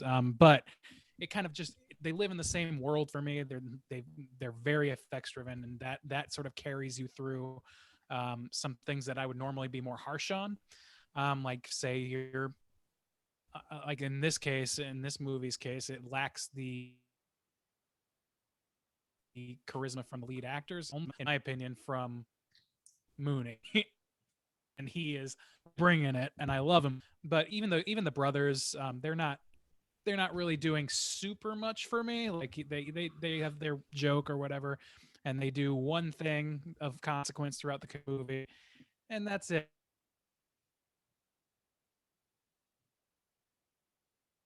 Damn. And I'm grateful for them being there. The lead character is more charismatic in their own right, or less staid and less uptight. Maybe it would have. What the fuck is going on? What? I can't hear anything you're saying. Nah. We all can, but you, I think. Oh, It's 'cause really? you're not Okay. listening, Soju. Oh, no, Yeah. that's You fine. gotta As listen long with as- your heart ears. As long as y'all can hear, that's all that matters. Yeah. Justin will never know what I think about this movie. Apparently not. Anyway, so like that was a little meandering, but I really do like this movie. I think it's very charming. It is promises delivered absolutely, unquestionably, and it's done so in a way that's not dated too terribly, with the exception of a few jokes that maybe aren't as funny as they used to be to people. I think that it increases in its value as time goes on because it's such a unique pivot point of a movie. And I really liked what Anthony said about it being like goes beyond the cover, which is very much like of the time, and still to this day people trying to sell things based on the marketing campaign, even though it's a piece of shit and they know it. They're polishing up turds. In this movie they don't polish up a turd, they polish up something fucking beautiful and they put it out there, and it's fucking great. And I love the Looney Tunes aspect. I love so much about this movie, but the editing and the central character actors, and I agree with some of Justin's criticisms to the effect that it could have done with a few more teeth in there, kind of sprinkled off that enjoyment as anything less than what it is, which is overpowering. And I would say that this is a 4-star for me as well. Nice. 4 stars from Randy is going to put our aggregate at a nice 3.75. 2 stars from Randy? That's crazy. Incorrect. Let's go ahead and jump over into our Rotten Tomatoes segment, see what the critics and users think about Killer Klowns from Outer Space. Certified. All right, everybody. What we have here is the Rotten Tomatoes segment, where I'm going to ask these folks, to the best of their ability, to guess what the aggregate scores of both critics and users on RottenTomatoes.com is. That's a bad way of phrasing that, but we're going to roll with it. So we're going to start with our critics review. There are only 24 reviews listed in the critics section for this one. Pretty common for movies that predate this website. So we'll start with Anthony as our guest. Why don't you tell us what you think the critics aggregate will be out of 100%, 0 to 100? Oh man, I feel like it's low. Like, I don't know. Like, anyone reviewing this, I would hope would know why they're reviewing this. I don't know. I'm gonna put it like a 73, maybe. 73. The That's fact that you not think that's low. close, Yeah. You I don't know. precious child. I'm also trying to be generous too. Yeah. You know, so All I don't know. 73. You're in the books, baby. All right. Bob, we'll go to you this time. Where are you at with this movie? Where are the critics? Feel like it's probably lower than that. I'll go with a comedy number of 69, please. Oh shit. 69 dudes. 69 dudes and 0 yabos. All right. 69 is in play. Juice. What's your number? I Cannot touch this thing. I keep touching the mic and I have to stop. I don't know. Man, it really could swing either way, because I feel like this movie has such a reputation, and I guess it really depends on kind of when these reviews came out, I guess. I think, like even Randy was saying, it would probably get better with time, I would assume. So I'll just take like a high end and I'll say that's too high. I was going to do the Project 86. I'll do like 82. A joke for just us. 82. Okay. All right. So let's see. 82. Yeah. Anthony, you're going to take this one, my friend. This is actually 75%. Oh, fuck yeah. 75. So Nice. shy of certified, according to their metrics, or maybe it's because of the number of reviews, but it's a positively felt film on this website with the critics. What's a critic consensus? Critics' consensus reads as follows. Killer Klowns from Outer Space's title promises darkly goofy fun, and more often than not, the movie delivers. Anthony Darrington, Ghoulish Media. Dude, could you fucking imagine? That'd You be are hilarious. the aggregate critic. Okay, Hey, call me consensus. Hey, Anthony. Hell yeah. Wow. You didn't. Hell yeah, brother. Hell yeah, brother. Oh, brother. You and me Alright. got 3 minutes.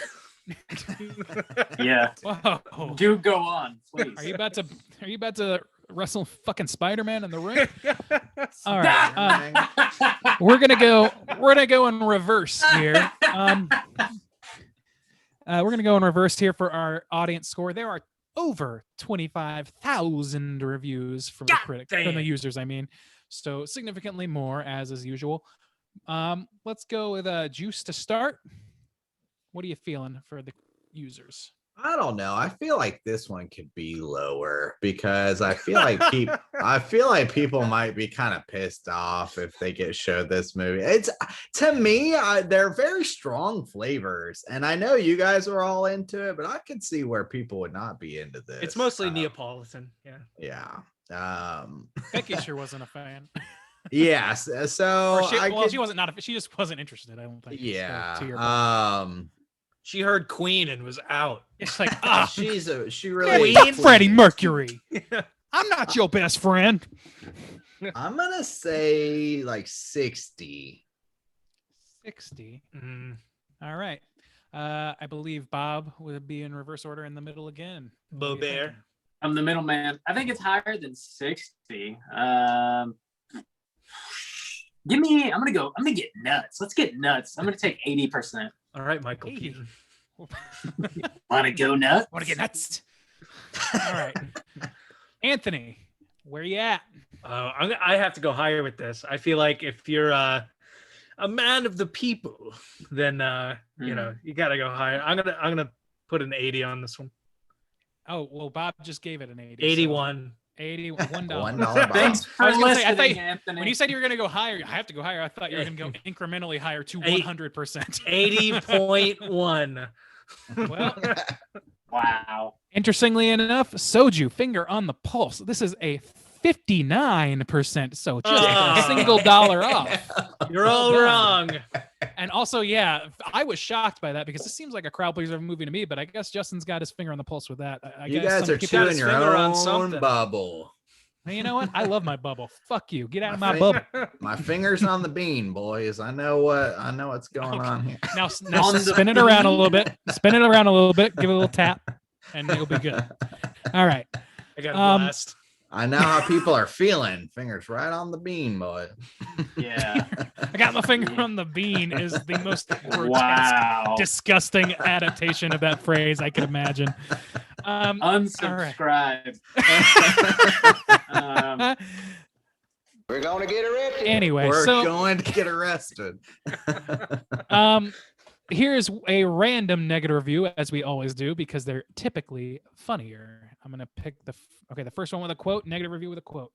A few more eerie moments could have offset the hokiness. The body count is high, but the gore is too limited, which actually I fully agree with that. Like, based on, like, that's what I was tending to agree with Justin when he was saying that similar thing. Kyoto takes an alien invasion plot familiar from the 50s and makes it all his own by rigorously and liberally painting it with every clown reference imaginable. Also accurate. Yeah. That's a negative one? These are negative That quotes. sounded like a positive review to me. I guess it depends on how you feel about clowns. So yeah, that's our writer segment. Good job, Anthony and you. Good team. Hey, thanks, buddy. Hey, you did a really good job. Great you know, job. I tried. You know, hell. Tight. Let's go ahead and get into some trivia. And there it is.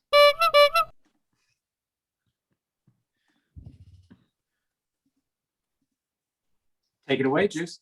It's totally It's time. totally time for trivia. It's what? Yes. Say that again. Sorry, I didn't hear you. Dude, I am having It's totally so much what? trouble over It's totally here. what? What is it? It's totally time I for can't trivia. hear you. Nice. All right. The $2 million budget went primarily on production costs. The clowns and visual effects were Maybe I'm created stupid. almost entirely by the filmmakers at very little cost. Well, there you go. Yeah, I guess that's one way to cut the cost for sure.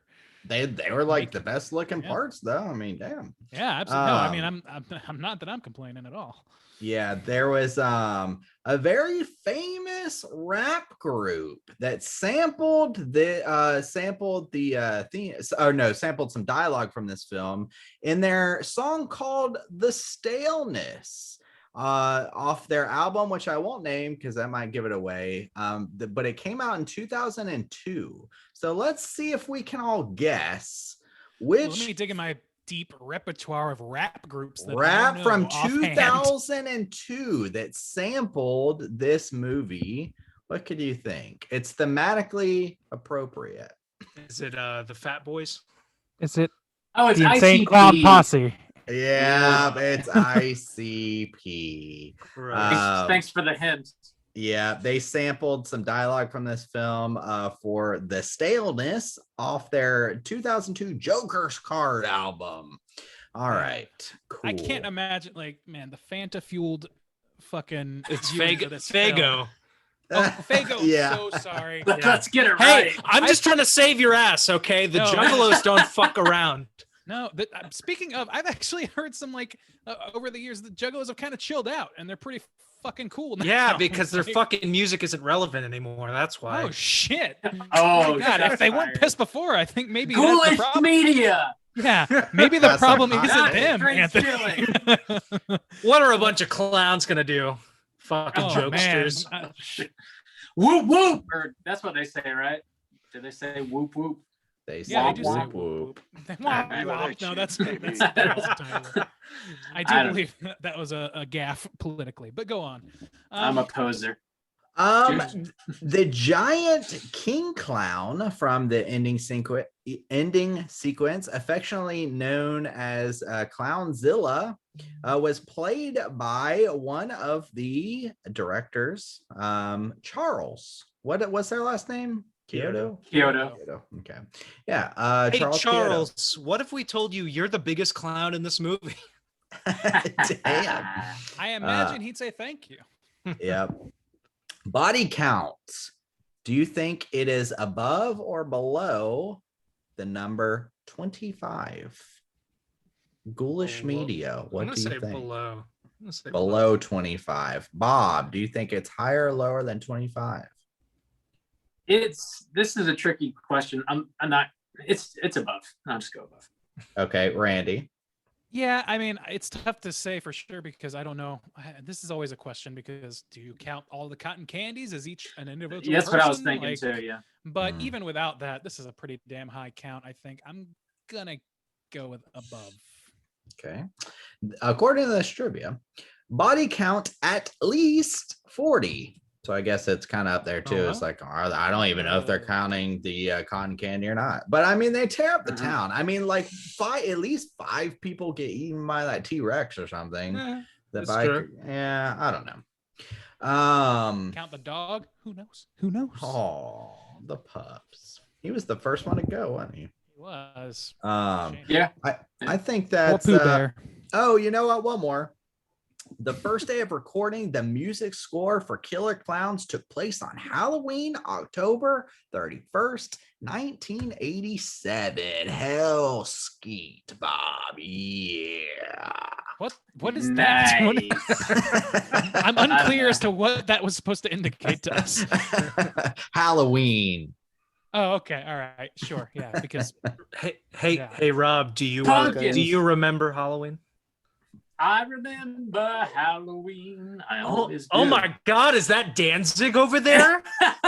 Surprise, motherfuckers! This is Danzig cast. You never knew. Pumpkins. Juice, do you mind if I supplement your trivia with a few little nugs? oh, real the quick? Blu-ray owners chiming in. Yeah. I mind. Let's go ahead and go. Mr. Baby Blue over here.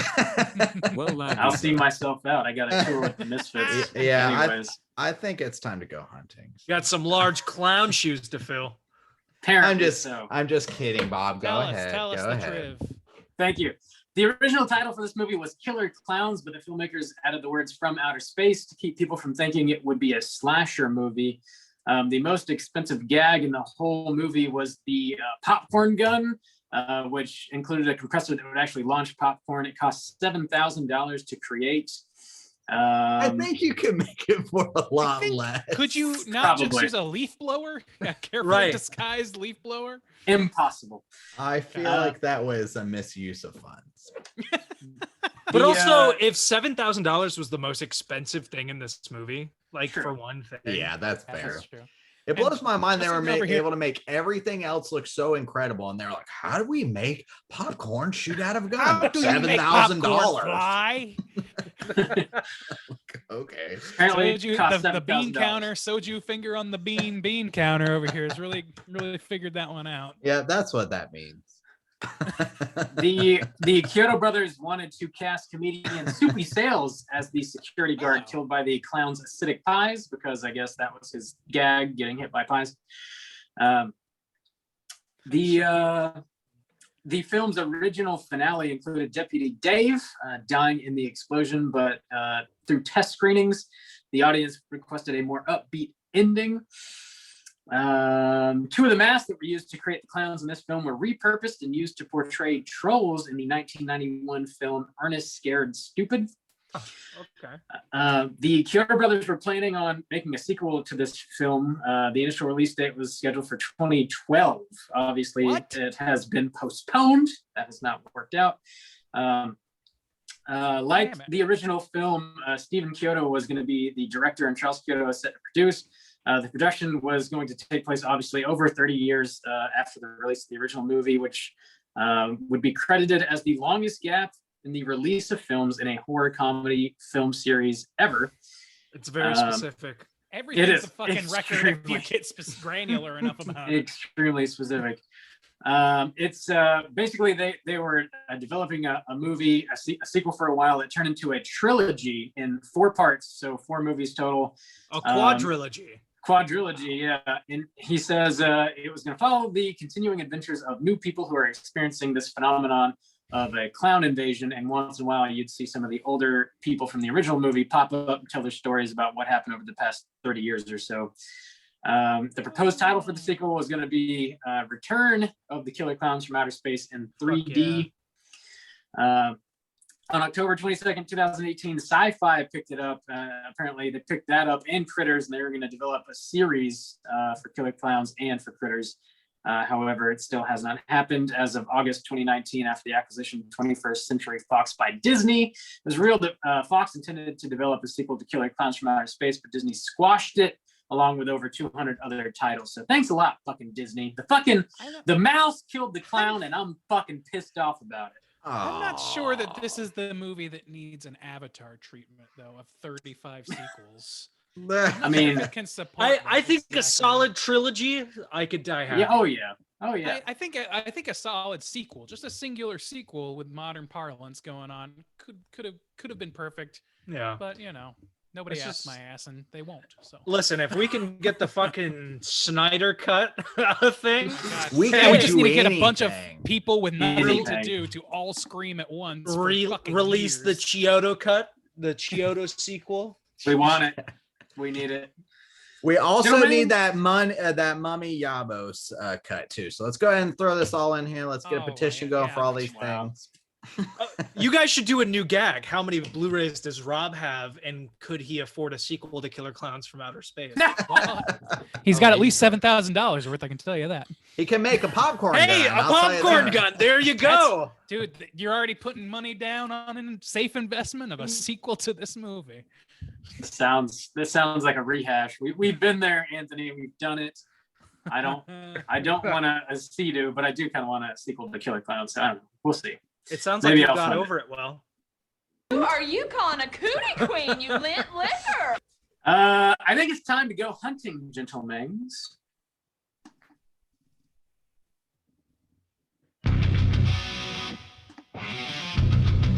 Straight chillin'. Gooder of the week. It was like a little bit of Trapped with like a little bit of corn in there. Like, what the fuck was happening? Again, you're welcome. Bowel movements. Juice, what is a cooter? Why do we hunt them? A cooter is a character type and a straight chillin' exclusive. Cooter must hit 3 of these 5 points to be considered a cooter, and we want the cooter with the most points for Cooter of the Week. 5 points are sexual deviance, smug arrogance, manipulation, overall look and attire, and overall patheticness. Anthony, you are our guest. Would you like to hunt the first cooter today, sir, and give us a name and maybe a point to go with it? That was a very rough transition. I'm just going to point that out. Nice. I feel like my first thought may be the brothers from the ice cream van. They were like trying to kind of seduce these women with ice cream and basically bargain them for sex. They were just kind of like driving up to make out point and like bothering all these people just to, I don't know. That's a little odd. No, it's Jews. Yeah. Let's see. We could give them. I mean, can we give Sexual them anything deviancy? other? Yeah, sexual deviance. for trying. I to, like, guess. I they're don't know, but they're they plying do women with ice cream bars. I Yeah, think they're that's more pathetic trying. than They're deviant. trying pretty hard. They never actually get anything going, though, do they? No, they do with some No. fucking The space clowns. alien Yeah. clowns. Alien clowns. They And stoop their that shit low. is all ripped up. Yeah, that's true. It is all fucked up. I think I can't tell if that was something they wanted or not. It seemed like it, but it's all off camera. I myself was thinking Mr. Mooney. Yeah. I was going that direction as well.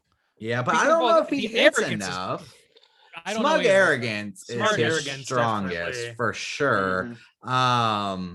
Manipulation. s- He doesn't really try. He thinks he's being manipulated, but he doesn't. As far Well, Which I mean, I would he give falsely- pathetic. yeah, I I would would say definitely.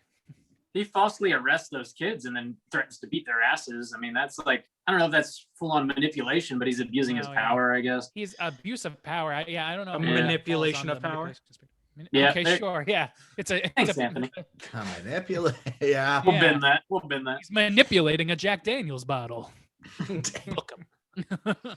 No, he's also he's drinking on the job and like, oh, everybody wants to play one over on me, huh? Well, fuck him. I don't He need him, seems or like whatever a he says. huge, It's like, pathetic kind of piece of shit to Yeah. just not do your job. Literally, the whole town's calling you for help, and you don't do your damn job. Yeah, Like, I mean, yeah, if you're in that position as a police officer and you just don't respond, like even people that you know and trust, like the shop owner calls him and he's like, you're in on it too, huh? Well, fuck yeah, I don't need you. Whatever. yeah. I don't know. I struggle to find a third point though here because looking at Tyre, he's just in a cop uniform. Manipulation is, I mean, you could say that, but it's still a little bit on the edge for me because I just don't know if I fit that word exactly. Sexual deviance, and there's nothing sexual about him really. He maybe gets off on like fucking over kids, like trying to get beers or whatever, just being a huge dick. But I just don't know if there's enough points on that star. So yeah, he's got a Maybe strong not. too. Yeah, he's got might be two. about it. He's on Cooter watch, but I don't know if it's a Cooter warning. What about the clowns? Too easy. Well, Collective cooter clowns. They're spying on a girl while she's taking a shower. Sexual deviance. No, Oh, I yeah, and think also it's more of the- like the way you look at a turkey in the oven. Sexual Okay. deviance. All right. I appreciate that. Sure. I don't. The clown ladies, they sleep with the guy slinging cream. That's true. And we don't know how consensual that is and on which end. So We don't. And their yabos blow up like balloons. So there's got to be that's something. to again, that. it's all manipulation for them. Like that's the thing is like we have a lot of characters who hit at one point really, really Yeah. fucking hard. But I don't think we have any that really There's wrap not up a great. lot of strong cooters here, huh? Damn. It can be a cooter free movie. It's been a while. I mean, It's I think it is cooter free. Yeah. yeah. Cooter free it's the since way to be. 1988. Okay, what about the ex-boyfriend briefly? Because he kind of had a little bit of arrogance of like him getting Oh yeah. jealous, All right. kind of manipulating, like, oh yeah, he's gonna be safe, kind of takes his ass out like to the woods or whatever. He I don't locks know. him up. He like, locks arrests him him. up. It's a little arrogant. It's a little arrogant as well. Like he's kind of just doing it to like get back at his ex, and maybe he still kind of wants to be with her. Who knows? Yeah, I hate and some that he smug said- arrogance because he Yeah. just like is not I see taking she this dude wants jokes seriously. instead of yeah. stability. And I was like, yeah, that's I a don't huge know. fuck you line. yeah, he Um, could be a cooter light. Yeah, Wow. he's got 2 points at least, I think. But Well, I Yeah. think smug No. arrogance, maybe not manipulation. No. Diet manipulation. cooter. Diet. We got a lot of Diet Cooter. This is fucking Coca-Cola Yeah. presents Diet Cooter. Whoa, Oh, we fuck, don't want I to thought get this was sued over Tab. here. Oh shit. Yeah, This- I don't think he hits enough points, man. I still think it's cooter free. All right. Can we say it's Rob and make it a day? Yeah. Sure. Rob's the Of cooter. course.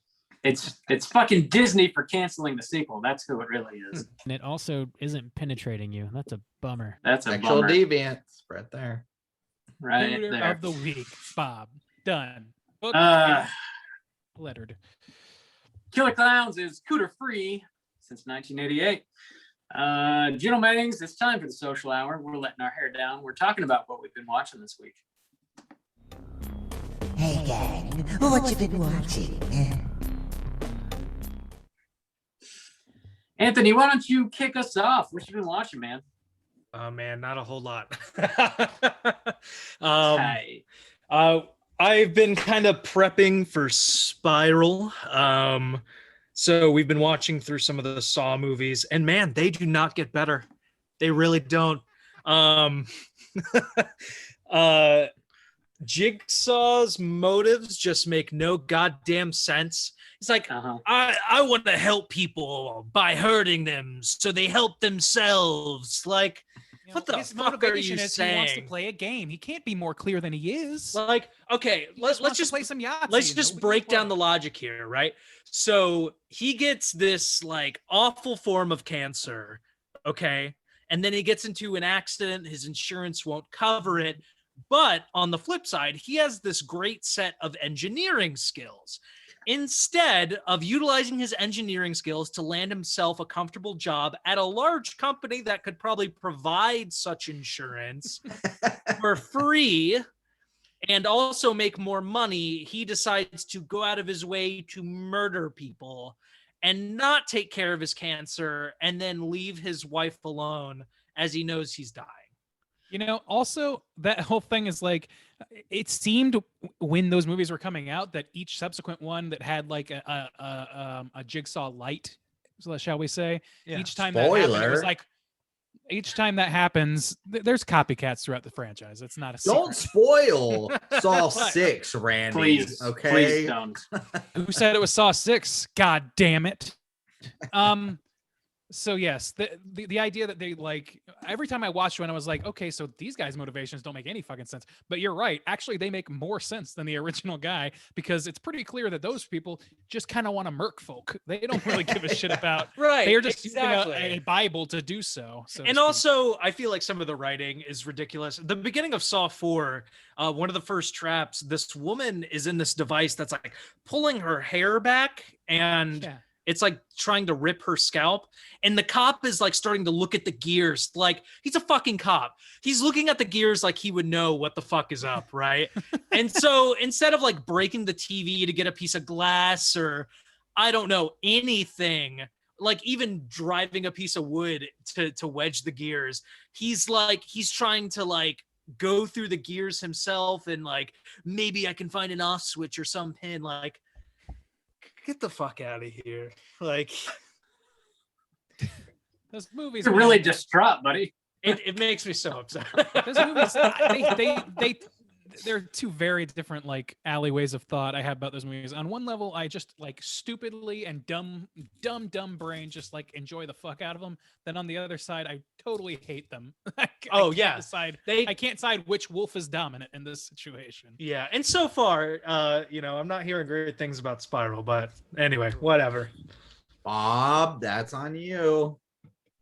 You made it bad because you called Chris Rock and you said make it bad. Make a shitty reboot, please. But anyway, on the good side, I recently watched Seven Samurai for the first time. A very different movie, and absolutely loved it. It was phenomenal and gorgeous. So that's what I've been watching. Nice, Randy. What you been watching? Also not a ton. I'm going to kind of go on a little alleyway here because one thing that I watched was begat by another. So I watched, there's a horror YouTuber whose channel is called Scaredy Cats. I don't know if any of you guys have watched any of his stuff, but I've only watched a handful of his things, but he recently had a video and it's titled something like, did you know that The Onion created a horror movie? Something along those lines. And basically he started detailing back in, I want to say like 2010 or something like that. The Onion had like a digital video production thing, sort of in the main, sort of like Cracked did, that sort of thing, like a comedy channel.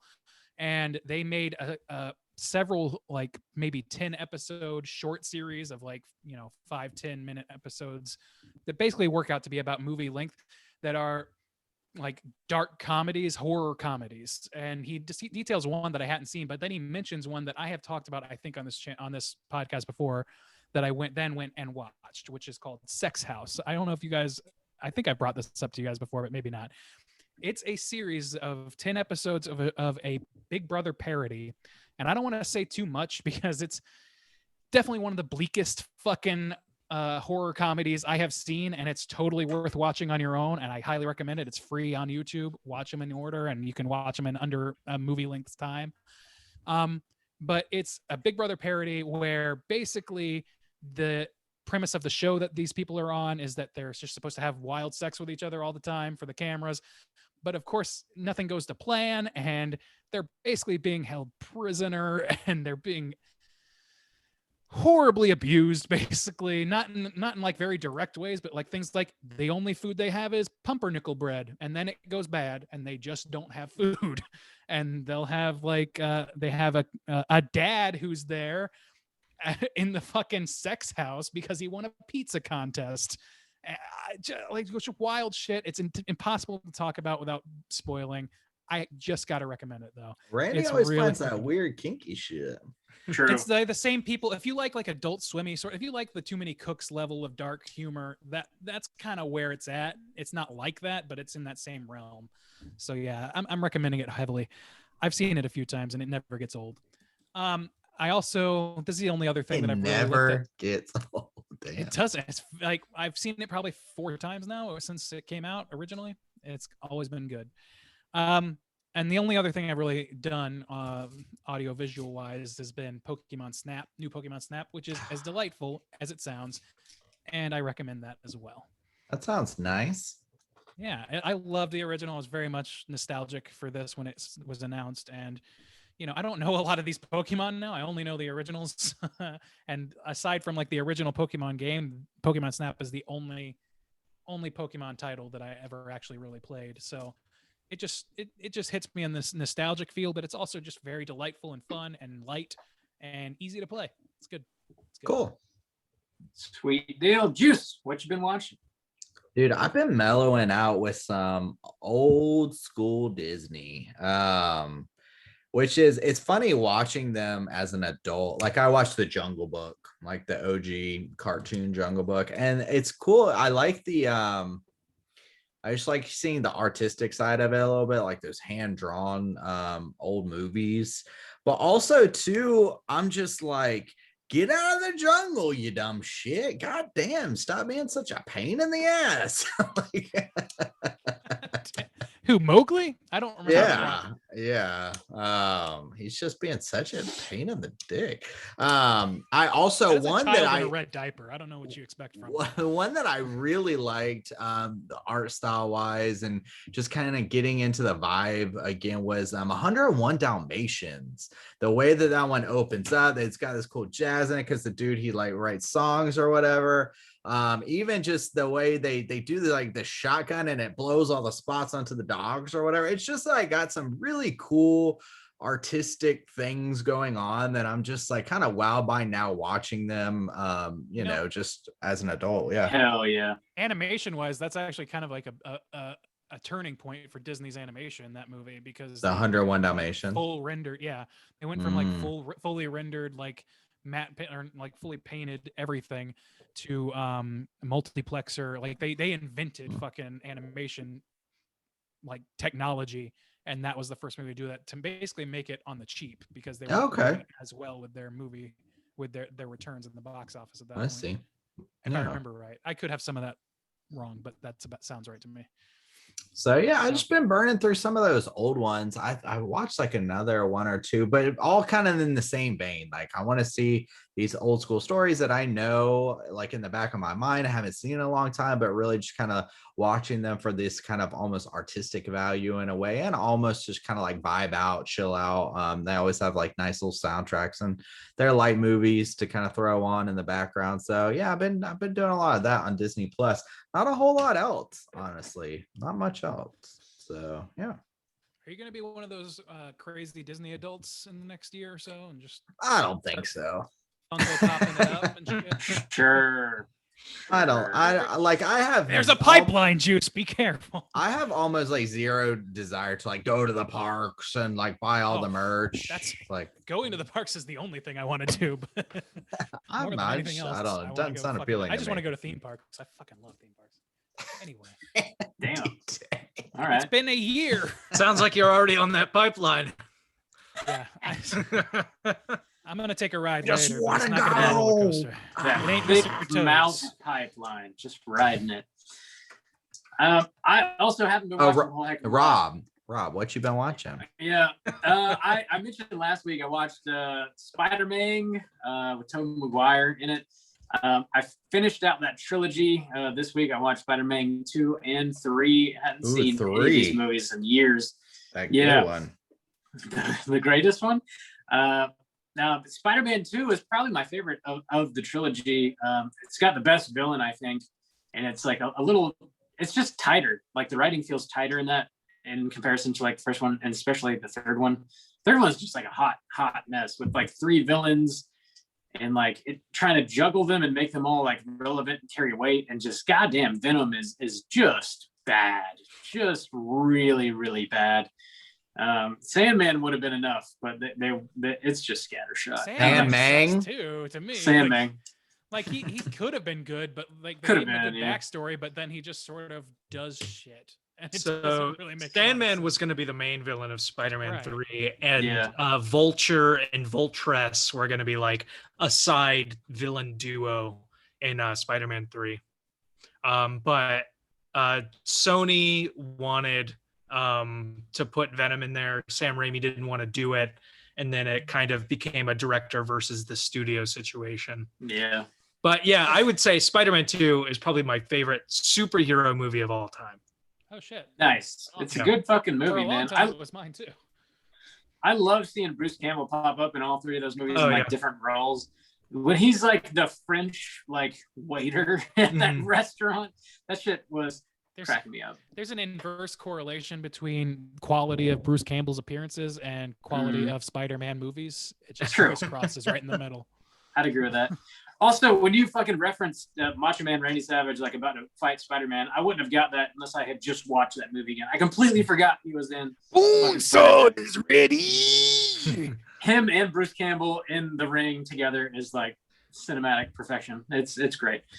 Anyway, that's really all I've been watching. We got one more segment to get into, and that is, of course, our hotline Scream. Hotline Scream.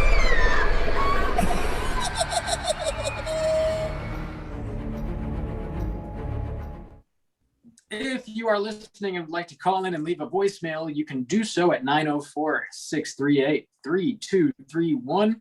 We got 3 voicemails and an email this week we're going to blast through. I don't even remember what the prompts were, man. We'll find out as people answer them, I guess. First up, we're going to hear from Logan. Let's hear what she has to say. Hey guys, this is Logan. I think you guys have another Logan that calls in, so I guess I'm Logan V2 or something. But I was just listening to your Mummy episode, and at the end of it, you guys were having this huge debate about thriller versus horror. And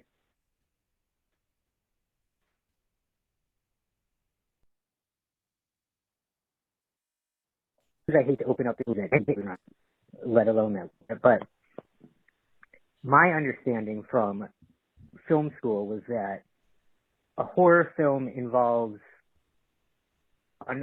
otherworldly creatures and like ghosts or monsters or what have you, and a thriller just involves people,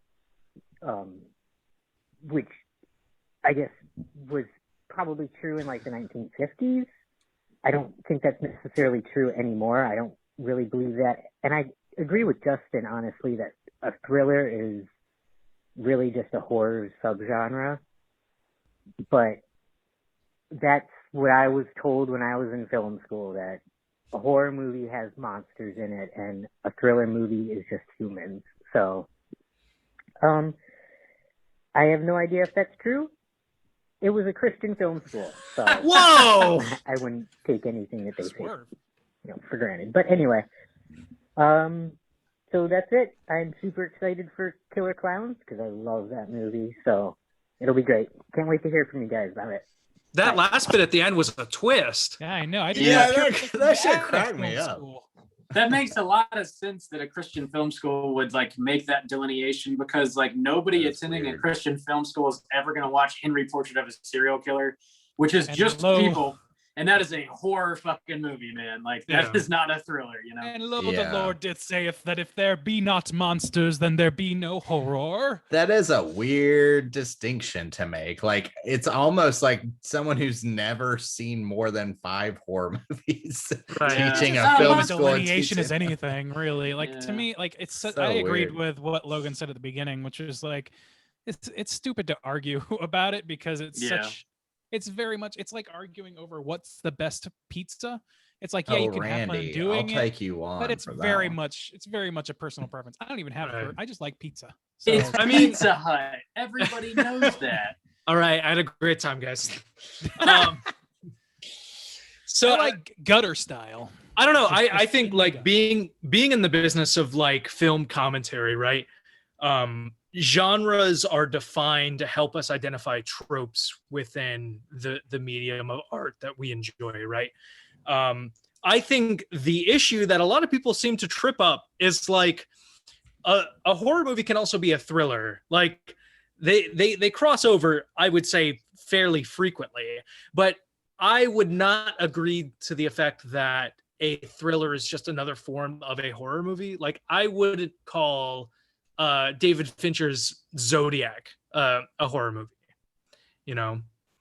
Really? I would. I mean, yeah, I can see that. To me, it's like it's very much like it's flavors. You know what I mean? You're talking about different flavors, and sometimes you can find a way to make distinctive flavors taste good together, and sometimes they taste like dog shit together, and sometimes they're just very discreetly separate, and a lot of times they are. And to me, that's so nebulous as to be pointless. I think the problem is like we have this term that nobody minds using. Horror comedy. It's a horror comedy. Horror comedy. Horror comedy. It's a fantastic horror comedy. We think of it as a comedy film and think of it as a horror film. It's a horror comedy. If we just call thrillers, I love this horror drama. Horror drama. It could be a horror film. It could be a drama film together in the same way. Like, I don't know why it's so easy for us to do it with comedy or comedy and not. Well, it's because horror and comedy are are at least instinctively kind of like feel like opposite. Yeah, they feel like.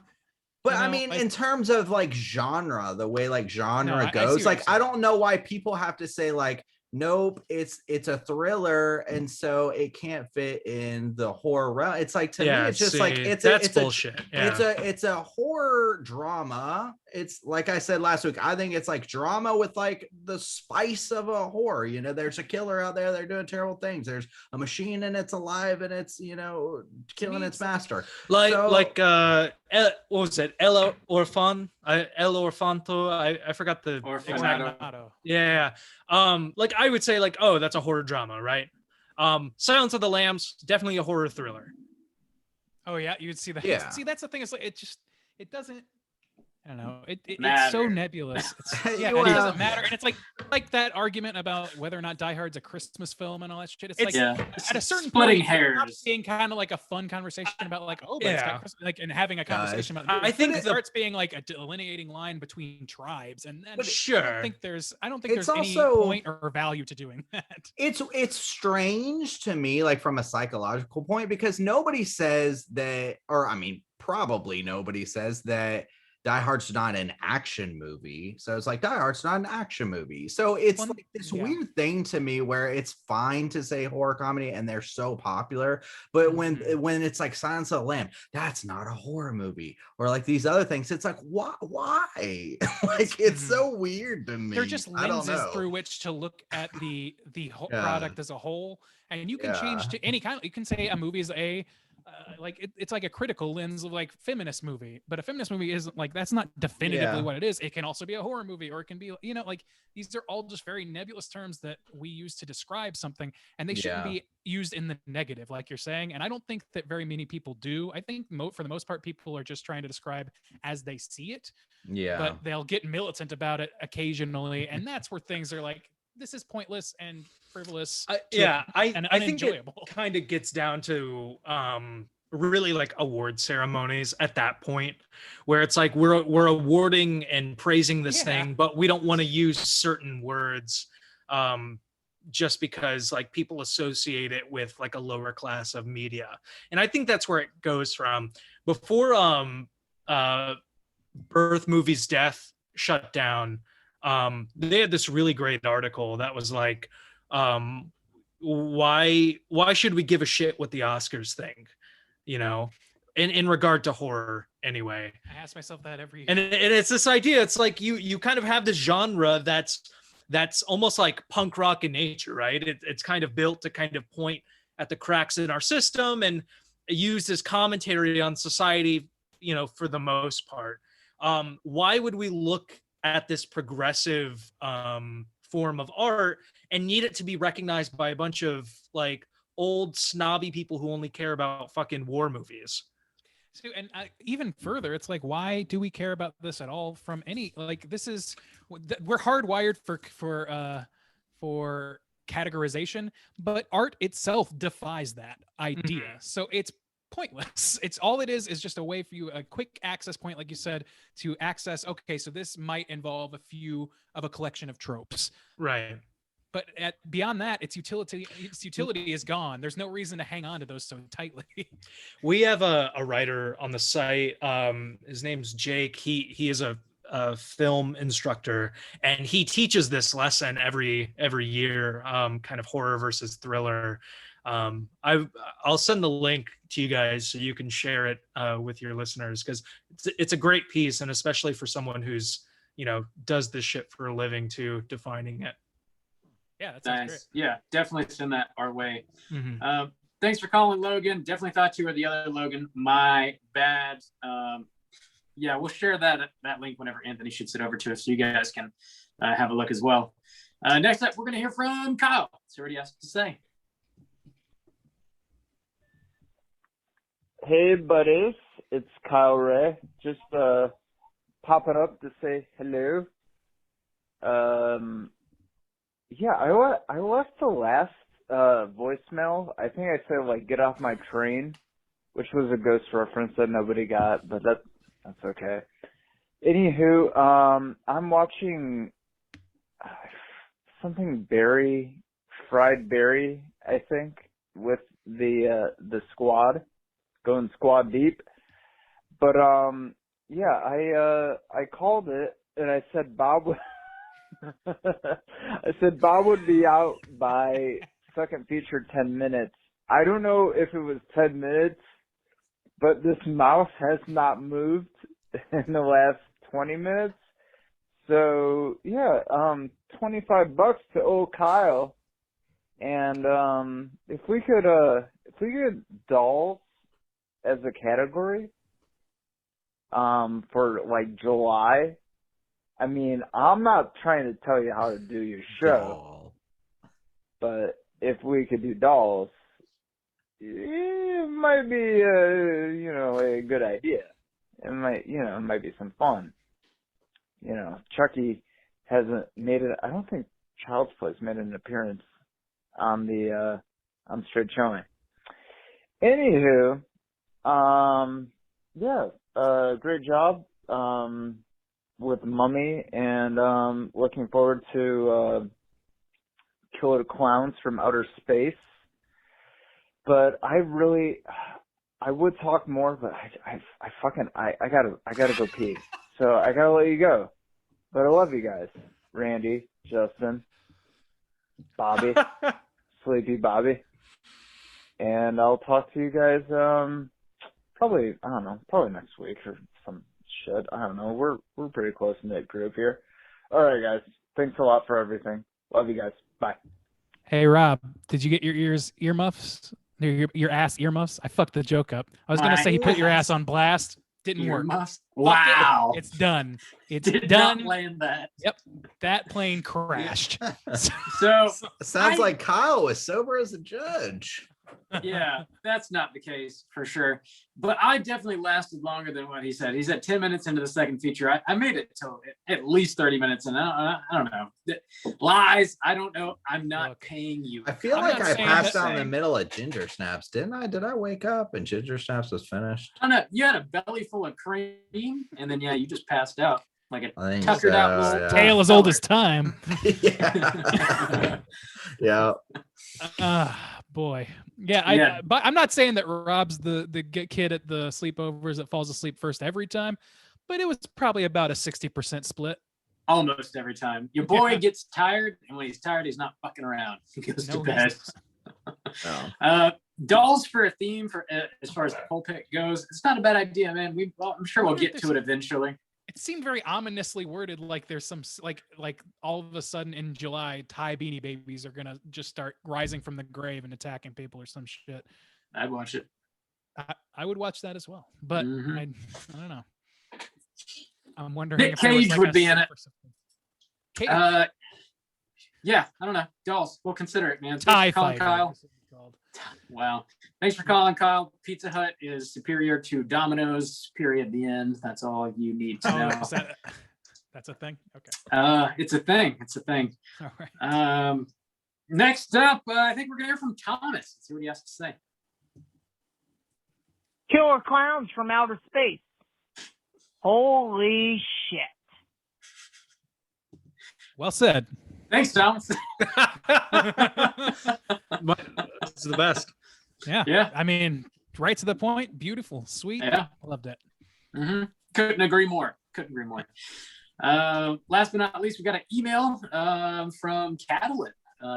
Who Juice, you reading that? You got that? Or is that Rain? Yeah, I can. My apologies if the audio's bad. I'm having fucked up problems tonight, but all right, here we go. Hey guys, Catalan from Italy here. I want to share with you a spooky experience I had. I was around 14 years old. I was suffering from a really bad toothache. My right jaw was hurting like hell for no apparent reason. I went to the dentist, had an x-ray done and all, but they couldn't find any reason why I was feeling such intense pain randomly throughout the day for months. It was really, really painful. One day in high school, we were on a trip somewhere on the Alps for a week. It was winter, and on those mountains, it was really fucking cold. Of course, being that cold made the pain feel even worse. I didn't know what to do, and nobody could help me. Painkillers worked only for a few hours. So in the evening on the first day, thanks to some painkillers, I managed to fall asleep, and now it begins. I will never forget that dream. In this dream, I was in the same bed I'd fallen asleep on. There was some weird noises going on, so I woke up. The room was different, though. So I sat up and I was trying to understand what was going on. Slowly, I started to realize what I was seeing. The walls were dripping blood, like actual falls with blood. The floor was flooded with blood. There was no way out from there, and there was no way out from there. And at that point, I couldn't move from the scare. But then something from the right side of the bed started to rise. It looked humanoid, but it was dripping blood like the walls. The only thing I know is his shape, a human-looking figure rising from the blood near my bed. Then he snaps, takes my head in his bloody hands, one hand on my forehead and the other one on my mouth. And then he starts pulling. He was pulling my jaw out. I was hearing the bone cracking. That noise is so clear in my head. He pulled harder and harder until he finally takes it off of me. I was still conscious. The pain I was feeling was nothing compared to those months of toothache. I was feeling my tongue hanging there with no jaw to support it. Then that blood dripping demon sank into the blood and disappears. And so I woke up from that. The thing is, since that nightmare, I've never had a toothache ever. Of course, I've stopped chewing on the right side of my mouth because fuck that. Don't want to upset a blood tripping demon. Shit's scary. I think that dude took my jaw to hell. I want to ask you, did you have anything similar happening like this? Sleep paralysis experiences or anything like that? Anyways, keep chilling, guys. Ciao, ciao from Italy. That's intense as fuck. Yeah. I mean, I was gonna say that seems like a sleep paralysis dream. Pretty much all the way through. I haven't had one of those. No. I am terrified to have one of those because it's pretty not well understood, as we learned from the nightmare. But I do have night terrors, and those can be pretty fucked up. But nothing like this. This is like direct mainlining horror imagery. Usually, my shit's more eerie or else creepy crawly or something. I've never had a night terror or experienced sleep paralysis, but I had like a really fucked up dream shortly after I moved into my new place. I was like, I dreamt that I was like sleeping on my bed, like just sort of like on my side facing the wall like I typically do, and there was like sort of a similar situation. This like being just sort of like appeared and like rose up next to my bed, and its face was I saw like the scene of Ghostbusters. Did it give you a blowjob? It did. It was great. The end. Oh, end of the story. No, its face was like ever changing. It was like constantly evolving, and it was like a human face, but it was like morphing constantly, and it was like real creepy. And it just like whispered like we were here before you. It was just like changing from Soju to Randy to Mikey to Soju. Yeah. Back and forth. Yeah, it was real fucked up. But I woke up. Hey, you're the youngin' of the group. That makes sense. After that, I woke up and I was like freezing cold and just like terrified, like just laying there. Like it was fucked up, man. That was really fucked up, Bob. Damn. That's that's creepypasta level bullshit. You know. Yeah, hey, that's really all I that got. line is very much something you would read in a creepypasta. Bob. Yeah. We were here before you, Bish. Ain't that the truth? Just don't eat me or some shit. I don't know. Dude, that's scary. I have done the sleep paralysis thing where like my body is frozen, but I never see like the people. I think it was in the nightmare, and I learned this since I've watched that. It's probably happened maybe 2 or 3 times where my body is like frozen. But I know it's like I know I'm awake, but I'm like I can't open my eyes, and I feel my body like locked up, and you like wiggle your toes.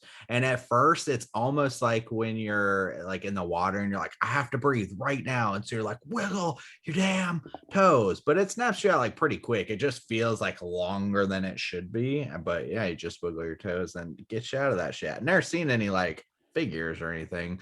That's really fucked up. I have been told that I'll wake up sometimes like not screaming in terror, but like yelling at people like I'm really fucking pissed off. So just the kind of opposite in there. You motherfucking ghost. Anthony, you have anything like that going on you want to share? Oh no, I sleep like a baby. Jealous. Oh, sorry. I sleep like the dead. Sweet deal. Thanks for writing in, Catalan. Thanks for sharing your spooky story. Again, if you guys are listening and like to call and leave a voicemail, hit us up at 904-638-3231. That might be a good prompt for next week. Call in. Let us know if you experience any like night terrors, any sleep paralysis, if you have any nightmare that just sort of has like haunted you throughout your life. Call in and share your stories with us. What you got?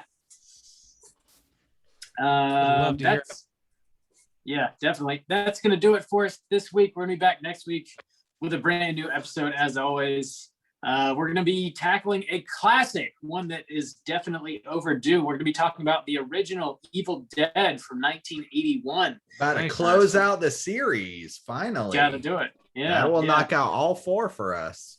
That's right. So slam your eyeballs into Evil Dead. Get ready for next week's show. Until then, please rate, review, and subscribe to us on iTunes. Follow us on Twitter at STR8_chilling, on Instagram at Straight Chilling Podcast. Send us an email through our website, straightchillingpodcast.com. Anthony, again, man, it's always a pleasure having you on. You know this. We all know this. If you would care to tell the kiddies where they can find all your spooky doings just one more time, sir. Yeah, of course. As always, I just want to say thank you guys for having me on. I've missed you guys so much.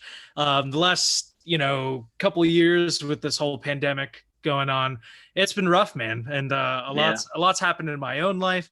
So being able to kind of share this with you guys has been really nice, and seeing both of you guys at Spooky Empire was wonderful, and being able to collaborate with Randy on some things has been really fun as well. So it's been nice to connect with people, again.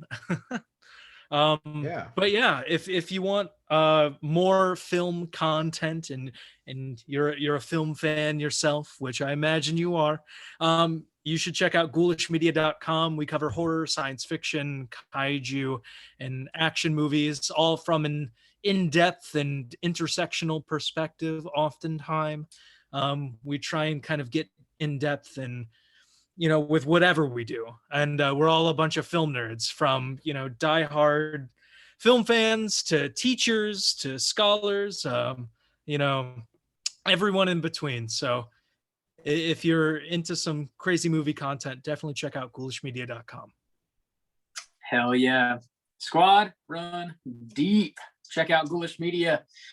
Until next week, as always, all you mother truckers, please keep chilling.